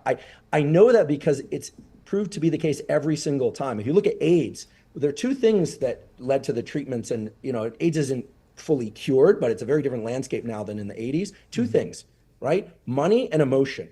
And it came emotion first and money, and then a bunch of scientists in labs and a bunch of funding. Okay. So the reason we don't have a cure for schizophrenia, even though it's 1% of the world's population, is sadly it tends to run in families. There's not a strong lobby for research on schizophrenia. The director of NIMH told me that, former director, Bob Desimone. The reason there's so much interest in autism is that any human being with half a heart looks at a kid, and I'm not talking about kids that are on the spectrum or a little neurodivergent who, I work with those people. Like, we're not talking about that. I'm talking about kids that have like stereotype motion, can't be in an open environment, will forever need support. I'm not trying to like split the spectrum, but there are kids on the spectrum that really struggle, right? And so the reason there's so much interest in finding treatments for things like that or for major depression is because many, many people suffer, right? And what's required is money and scientists working on the right problems and ditching the things that aren't promising. The faster you can iterate, the better. And so I do think the Silicon Valley model has something to offer. And I don't know what the latest update is on Breakthrough Labs and if Peter's moved on from that. I haven't heard much about it, but that doesn't mean that they don't have something interesting. But look, as you can tell, the key is like if you have one car that comes out, it's not so great. You don't destroy the car industry. You don't like basically dismantle the entire system. This car, hurt people, so we should just eliminate all cars.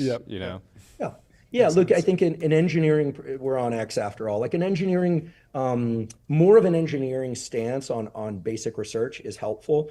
It's also true that, I can name off countless discoveries in biology where, an accident of leaving something, on the shelf too long or something led to an interesting discovery. I mean, there is some fortuitous aspect to it, but now with AI, you can also run lots of hypotheses in silico, more in vitro, then move to in vivo models. I mean, there is a way to make the money go further, but ultimately there's no replacement for great ideas. And there's no replacement for human energy. And the best source of human energy that I know is youth. And so you need to catch people when they're coming out of college, not send them to work in a lab for 3 years before they might go to graduate school, then realize that they can't make a good living compared to their friends in finance. Like, you're not going to get rich doing science, although some scientists do get rich, right? I mean, Genentech was started by scientists. I mean, there are companies, but ultimately you want to harness that energy of youth and the spirit of discovery and give people the resources. Now, I had wonderful mentors, and one of the most important things they taught me was you get money, you give it to young people, and you get the fuck out of their way and let them try. And then when they don't work, you guide them and you say, listen, like, you're wasting your time, move on. Like, no. And they get bound to it. No, move on. It's like a bad relationship, cut and run. And then you just start the next thing. And eventually you get hits. And then if you can pile human power onto those hits, right? I'm just describing what everyone knows to be true, but this is not the way that the system has been designed. It is old and clunky, and it doesn't need to be scraped or, hacked in half almost at a 40% cut, but it does need to be revised. It really does. Makes a lot of sense. Well, this was fantastic. I want to hit the gong for you. Can you give us a stat? How big is the Huberman Lab podcast now? Can you give us an idea of the scale of the impact you've had? We like to hit the gong when we hear big numbers. He's looking over at Rob. He's like, no, don't leak anything. Even some rough numbers. Just any number, maybe just one episode hit 1 million downloads. Give us some number, something to hit the gong. Those are rookie numbers. Those are rookie numbers. Yeah. So, well, can I say one thing first? Please, anything.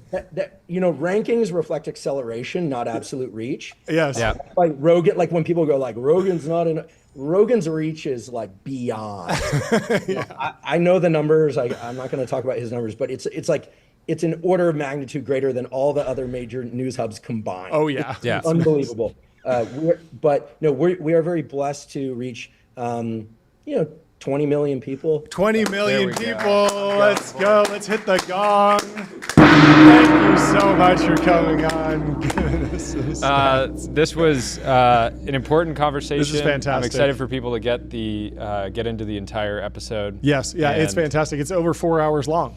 No, and thank you. So if nothing else, with the Huberman Lab podcast, I always say, if nothing else, I'll cure insomnia. But no, in all seriousness, it's timestamps, so you can break it down. If you want to get right to the vaccine stuff, skip to that. It's fantastic. I listened to it last night. It's great. Podcasts can be digested however you want. Yeah. I want to say thanks to you guys. I started watching your show since you had Rob on. Fantastic. What you guys do is great. I also think that you're transforming the way that media is dispersed each week, and it's awesome. Yeah. You guys are on X doing what you do and elsewhere. So thanks so much. We appreciate it. Yeah, you thank guys you so are much both for welcome stopping. anytime. Yeah, anytime. This was really fun. If you ever need more Matina, let us know. Oh yeah, we can got always a fridge use coming. more. We got a fridge. fridge We're gonna park a fridge right here. We're gonna do it. The guys, the whole crew back there is cheering. Where are you guys based? We're in Los Angeles, in Hollywood. Yeah. Oh, all right. So, we come right over. It's a nice day. day. We'll see you soon. Right. Thanks Cheers. so much for hopping on. Awesome. You're the man. Cheers. All right. Fantastic episode. Very fun. Well, folks, we had 30 minutes scheduled with Andrew, and we went longer, but we have some breaking news. We can go to the breaking news camera. Hopefully, the breaking news printer. The breaking news printer. If you want breaking news, watch it live as it comes out. I got a note that it's slightly out. I see the laser working. There we go. What is this? What is this? What do we got? Whoa. Shane Copeland. Shane Copeland. Polymarket says X and XAI are live on Polymarket. When I check Polymarket to get a gist of what's going on in the world, I always wish there was more context. Now there is the first of many XAI partners with Polymarket to blend market predictions with X data and Grok's analysis. Hardcore Truth Engine. See what shapes the world. The Truth Engine. Let's give it up for Truth Engines. We love Truth Engines.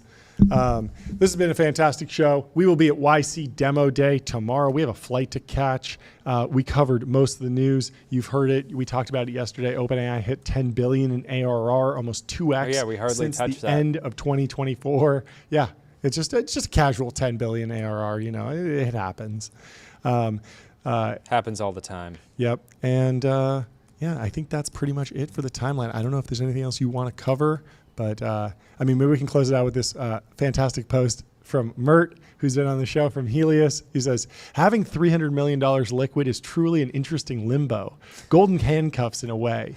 You have almost infinite money for daily expenses like groceries, Amazon binges, and chill little vacations. But you can't really splurge on anything sick. You have just enough money to think about making a real boy amount, but a razor-thin margin for error if you screw it up. You're also at the exact amount where it becomes cozy and hard to motivate yourself to go that much harder. Tough spot, TBH. Tough spot. Oh, we feel, love Mert. He's an all-time poster. I love him. We got to get him back on the show. He's so fun. Banger. This is great. Yeah, great we'll place always close to out end. with a banger. Anyway, thanks looking for forward to watching. tomorrow. Leave us If 5 you're stars in on Apple SF, Podcasts and Spotify. If you're in SF and you're at Demo Day, come by and say Reach hi. out. We'd love to talk to you. Looking forward to it.